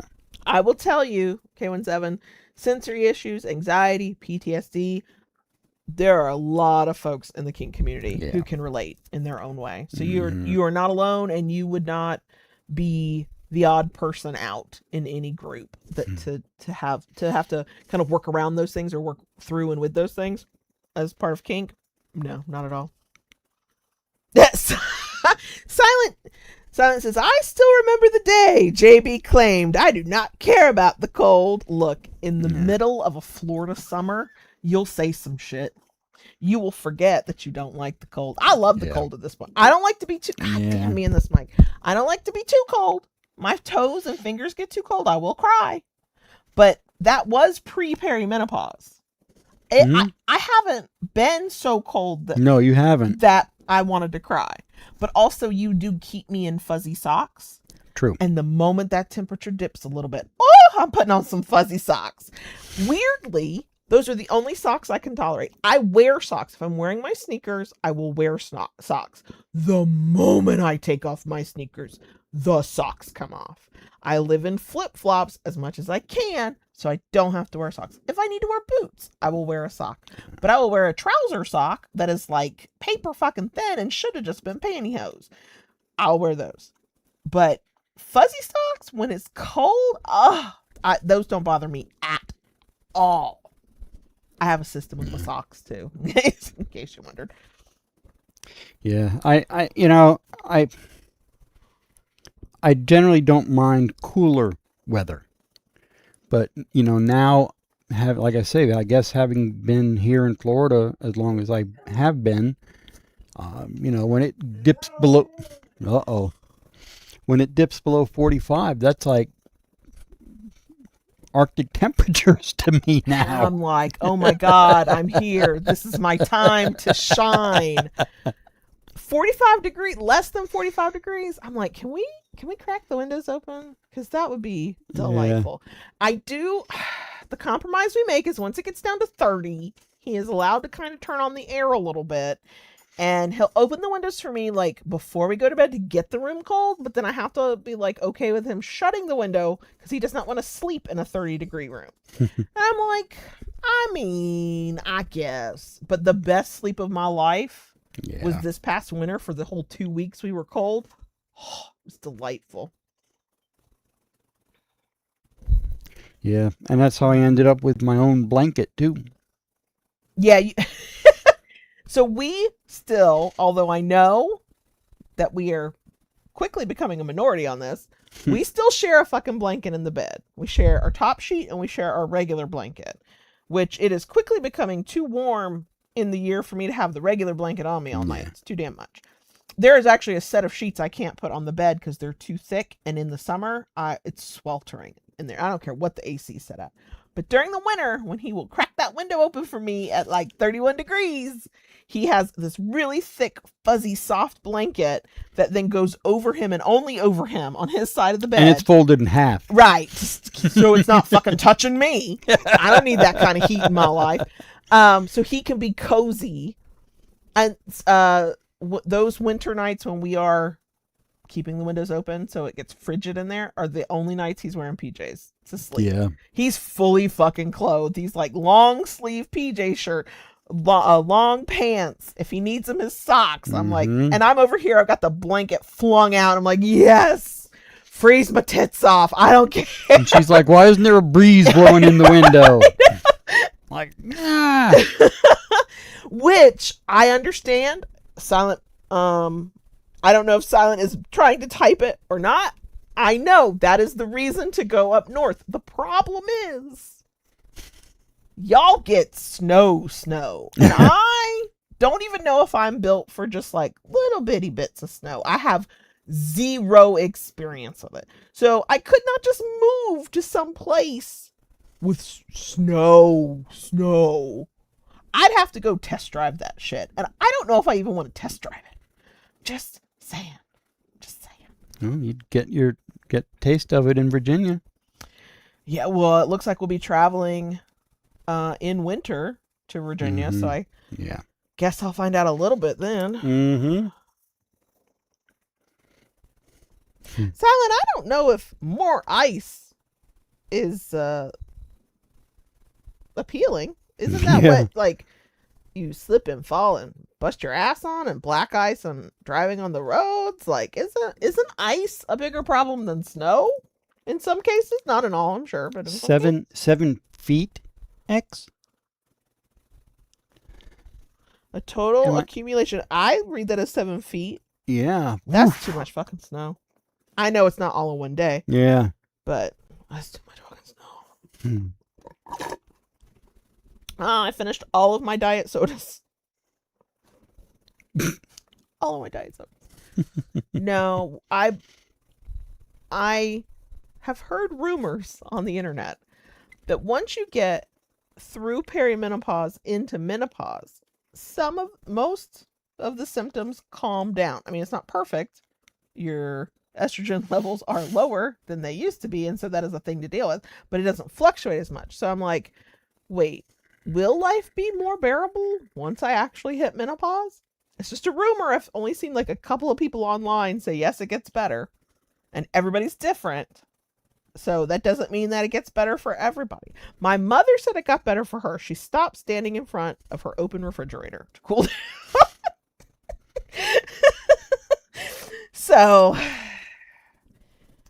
but also I've discovered, it's not really hot flashes that are kicking my ass right now, because those are mostly under control. I get them every once in a while. They're mostly under control. I take 1, possibly 2 medications that make you sensitive to heat. It's like, look, I already run hot, and now you're telling me that some of the medications I take make me sensitive to heat in a Florida fucking summer. I mean, I'll just be sitting at the dinner table, y'all. Everybody is comfy, and I have sweat dripping down my face. And it's not a hot flash. It's not the same thing at all. That's a very specific feeling that I know when I'm having a hot flash. I just be sweating. And not the, oh, you've overexerted yourself. No, I'm just existing. But apparently, one definitely, and I think a second medication also, makes me sensitive to heat. It's just not fair. It's just not. Yeah, it's been so long for me. God, I would have to relearn all over again how to drive in snow. Look, I would be having everything fucking delivered. I'm sorry.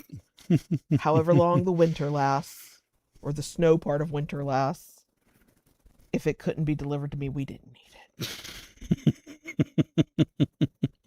Here's the thing, because I feel like I know my brain just does not work the way it once did. I worry, do I have the ability, because of perimenopause more than anything, and whatever unmedicated neurospiciness is occurring, it's all unofficial.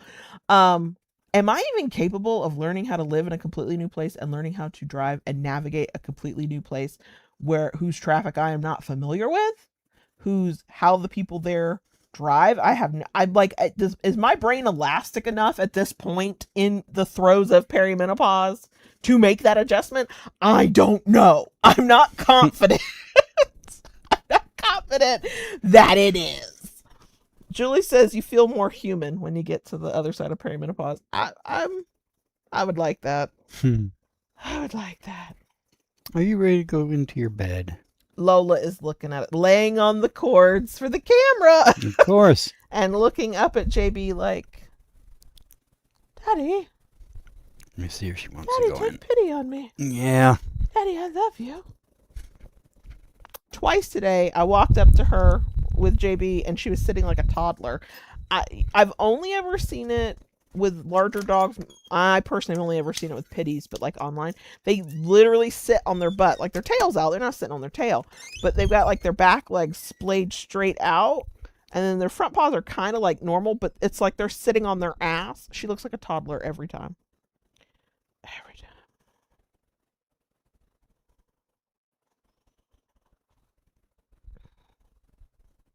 Oh God, he didn't mute himself. JB did not mute himself. I don't know if he can hear me.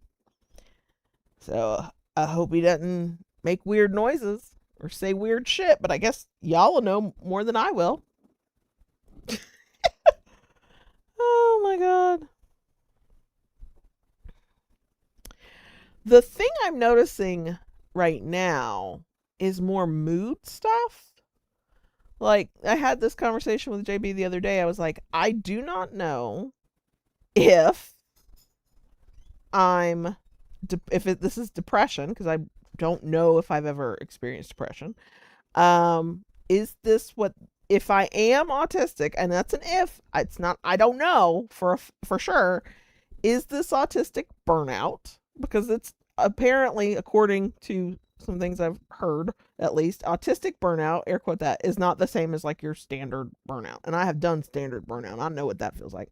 Or is there something wrong with me? My mood has been so weird. And I'm like, now I'm thinking, well, is it just perimenopause fucking with me? Could be. I don't know. Silent wants us to oil our door. You know, every time we sit down to do a stream and I close that door, I'm like, yeah, I need to oil it. And then the only time that door gets closed, we're either keeping Lola in here because somebody's in the house, like when the appliance guy came, or for recording / stream. It's literally the only time that door gets closed. Yeah. Did you know you didn't mute yourself? I tried to shout it, but you didn't acknowledge, so. I figured it. I did. You figured it about the time I was opening the door, yes. Okay, so, okay. Yeah. You know, Silent, I do tell myself that. I do tell myself that. I mean, I've kind of come to terms with people and why they do what they do are a special interest of mine. Lifelong I've been I was called it people watching, but I was studying people. I was a chameleon with my friend group because I had different friend groups, and so I had different personalities in every friend group. I didn't have like my own, like, what y'all see is my personality. I'm a bitch who kind of doesn't give a fuck about certain things.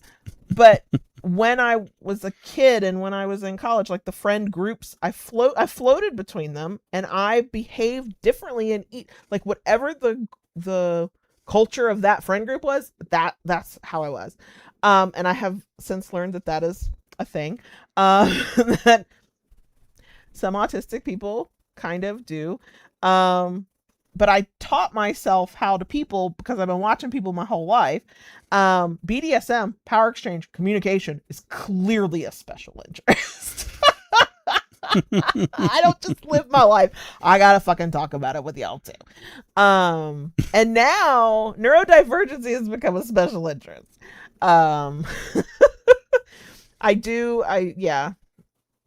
Yeah. So I don't know.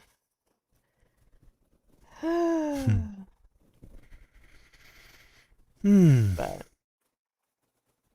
Silent. Silent says, I had a friend in high school who was a different person with every friend group. I wonder if he ever got that diagnosis. I used to think and maybe it is, maybe it's neurodivergency. I have this kind of quirk that usually with close friends, but it can be people I'm around just a lot, I will start to speak like them. One of my close friends, I have not seen her in literal years at this point, pre-COVID, but one of my very close friends, she had certain ways of speaking, certain turns of phrase, certain inflections in her voice. And when we were together, but also when we were not, I would talk like her every time. I always just called myself a sponge because if somebody had a little quirk to how they spoke, I picked it up. I drop it, like once I'm not around them anymore. I don't do that anymore. But I have had a lot of the, who am I even? What do I like? Beyond my clear special interest. And reading. Oh, reading. I worry though, because damn internet is people just say shit and they don't back it up with like peer-reviewed studies. So I don't know what's true. Sometimes I don't know what's bullshit. But somebody talked about, several people, I think they were therapists I saw talk about, if you read a lot as a kid, it could be obviously not just that you're hyperlexic and you like to read, and of course, but for some people they use reading as a way to disassociate, and I cannot stop thinking about that because I cannot stop reading. And I'm like, Is this just a thing I really like and it's what I do? Am I just, truly, I need the resources to like go get a couple of diagnoses, have a therapist. Quite frankly, I think I would love anti-anxiety meds and whatever would help with whatever else is going on. I don't know.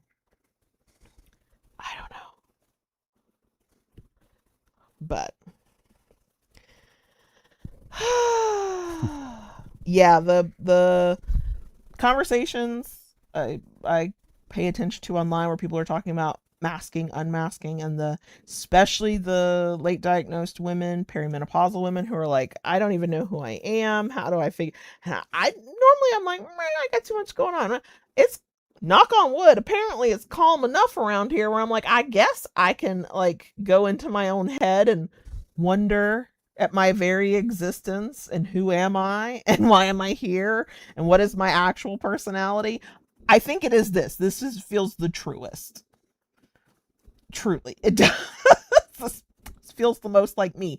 But here and here with y'all and then here at home is the only place I'm like this.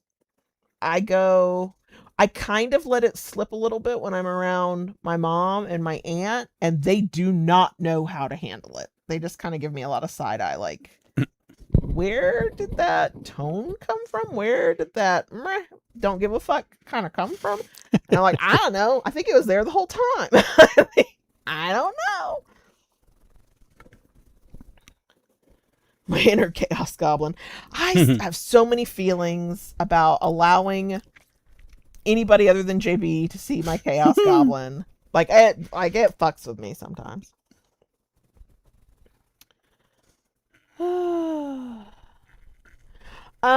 You could develop K17 asks if there's a type of sign language during scenes of play. You can develop that. Yeah. Say signals instead of safe words, safe signals. Heard of people using, like very common. One finger you're doing good, 2 fingers slow down, 3 fingers stop. I've known people who have held handkerchiefs. And if they drop it, it means something. If they drop it, that means, need to stop. Or a ball or something like that. Right. People snap. Snap or clickers, dog training clickers. Mm-hmm. People have used those. Yep. Anything like that, yeah. Mm-hmm. Again, it goes back to you can do whatever works for both you and your partner. Mm-hmm. As long as your partner understands what that means and they accept that, and this is not like, they should not make it weird. They should be like, okay, that is how you will let me know, right? But then your partner also has to have / learn the skills to check in, to kind of know you well enough to kind of go, is something a little off? And to be willing to check in even if they're not sure. Like some people really like to play without the check-ins. And if you can make it happen and there's the trust and there's the this and there's the that, fine. But we've been together all these years and JB is still fucking checking in. Mm-hmm. Because sometimes a person can't read you, or you look like your body language is saying one thing and really you're like gone and you can't even respond. Mm-hmm. So, we don't just rely on safe word or even a safe signal. That's part of it.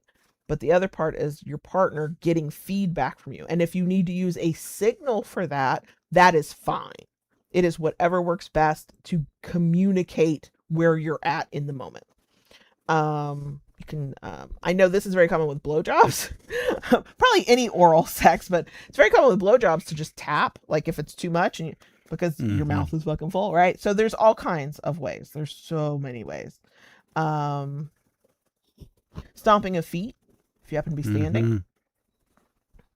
Yeah, so. a lot of different things you can do. Mm-hmm. There's no nothing set in stone. That's one thing that's everybody uses. It's personal preference. Vexstar asks, what do you think are the subs' responsibilities for self-education besides just learning to vet?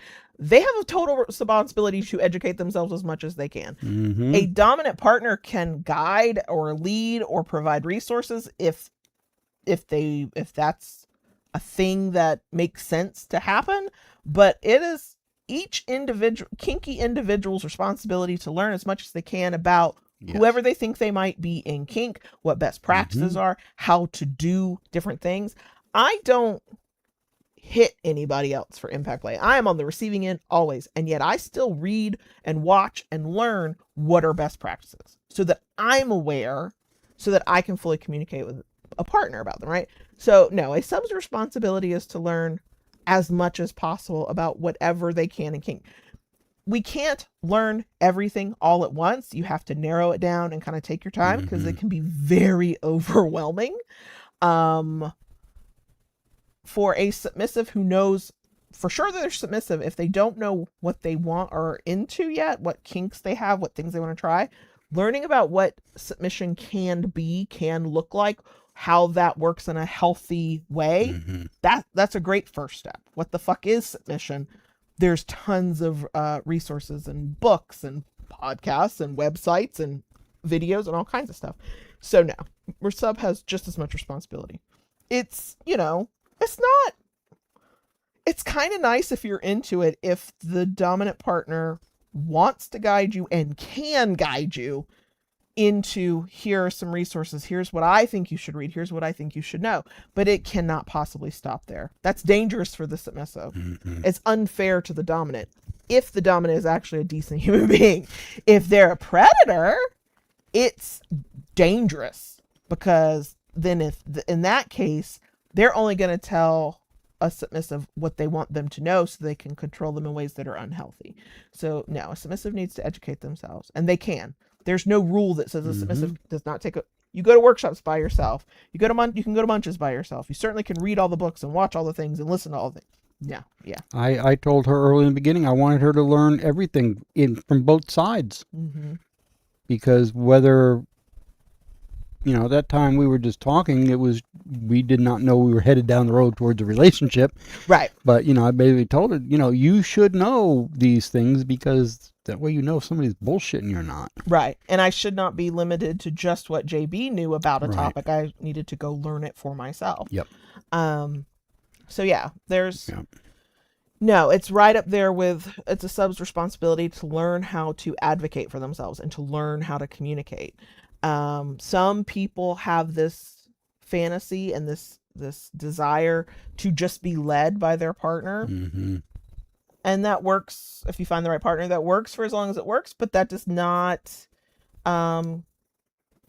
stop the requirement, truly necessity of a submissive knowing their own mind, knowing what they want, knowing what they don't want, knowing how to share that information in a way that's clear, knowing how to, understanding what is unacceptable from a partner, violations of consent being the top one, but there are others. So no, the submissive is a fully functioning partner in the power exchange. Yeah. So therefore, they need to know as much as they can. It's a lot and it's overwhelming at first, though. So you start small. Silent mentioned, where was it? Silent mentioned introspection, I think, and learning your limits. Yeah. Yeah, that's a big part of it. Yep. Come As You Are, I still have not read it, because now I need to read the digital copy so my eyes can handle it. I own it because it came highly recommended from people I trust. Yeah. Who were sex educators and sex writers back when I still did that. The author, Emily Nagoski, now has a new version out, or like a second volume kind of thing. Come As You Are. I think it's for couples or people in relationships. I don't have that book. I have not read that one.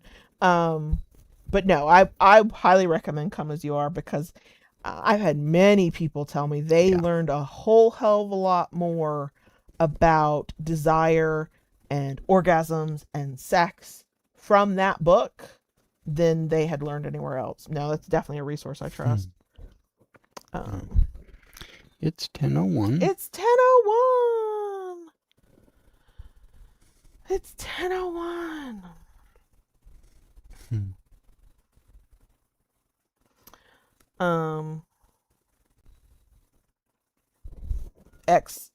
Talking to Vexstar. Vexstar says my dom wants me to read the Come As You Are book, but I'm not sure it will be helpful. I would say if you have a vulva It will 100% be helpful. I don't know if it's helpful for anybody without a vulva, but I know there's a lot of focus on those kinds of orgasms and getting in touch with your desire and understanding your own desire. So if that's you, yes. And then X right below said a potential partner encouraging education is a green flag. Yep. 100%, especially if they are encouraging that education independent of them being the one to teach you. That's a green flag all the way around. The silent. I know. Well, tell you what, you can hang out. I'll just go about my night from here. I don't know if I can do that. Here's Wow, the thing. that look. You are my safe person. Okay. I am my most myself. I am most myself when you are here. You make me brave, quite frankly. Oh, dear. That's a lot of pressure to put on you, I know. But damn. Anyway, it is now officially after 10. Yeah. Thank you all for hanging out. And yes, I know I won't have this again for another month. Look, I know two things. I probably need a break from streaming. That's 8 years of streaming on Wednesdays, y'all. JB definitely needs a break from streaming. So let's at least get JB a break before we try to introduce, are there other streaming opportunities? Okay. That was part of the conversation about, were there other opportunities to stream? He grunted at me, so that tells me he's not ready for that conversation yet. But that doesn't mean that there won't come a day when he's rested. He's like, maybe. We shall see. Rara asks, first I'm hearing of Come As You Are. Would it be helpful for connecting to desire someone recovering from SA? I honestly don't know for a fact. Hold on. I will answer that before we go, because I have the book. Yeah. And that's a good question, and I would want you to have that information. The full title, if this helps for anybody, Come As You Are, The Surprising New Science That Will Transform Your Sex Life. Emily Nagoski has a PhD, is a delightful person online when I used to pay attention to that kind of stuff. Let me look at the boop, boop, boop. Okay, so there's a thing on anatomy, sexual personality, context for sex in context, emotional context, cultural context, a sex positive life in a sex negative world, arousal, desire, orgasm, meta emotions. There's a section, this is chapter 9, that tells me this is probably not the only place it gets talked about, but there is a healing trauma with non-judging. So I will bet there's even one called therapeutic. She's got an appendix. It's therapeutic masturbation. My limited online interactions or awareness of Emily Nagoski. Her pronouns, I believe, are she, her. She is very aware of that kind of stuff. So I don't know. I can't say this book will help, but I think that she will probably take some of that into account and be sensitive to that. So as long as you don't feel like reading this deep into sex and orgasms will somehow be triggering in any way, I don't get the impression that it would hurt. Would it help? I can't say, but I think it's, it's worth maybe looking at even online, maybe getting reading a sample or whatever to decide for yourself. But yeah. Okay. We do have to go now, but I did want to answer that. That's okay. We're going to go. Thank y'all for being here. Yes. We'll see y'all next month. There'll be an episode next week. It just won't be like this.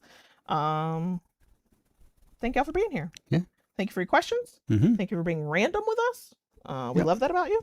To my lurkers, I don't see you, but I do see you. And I appreciate you.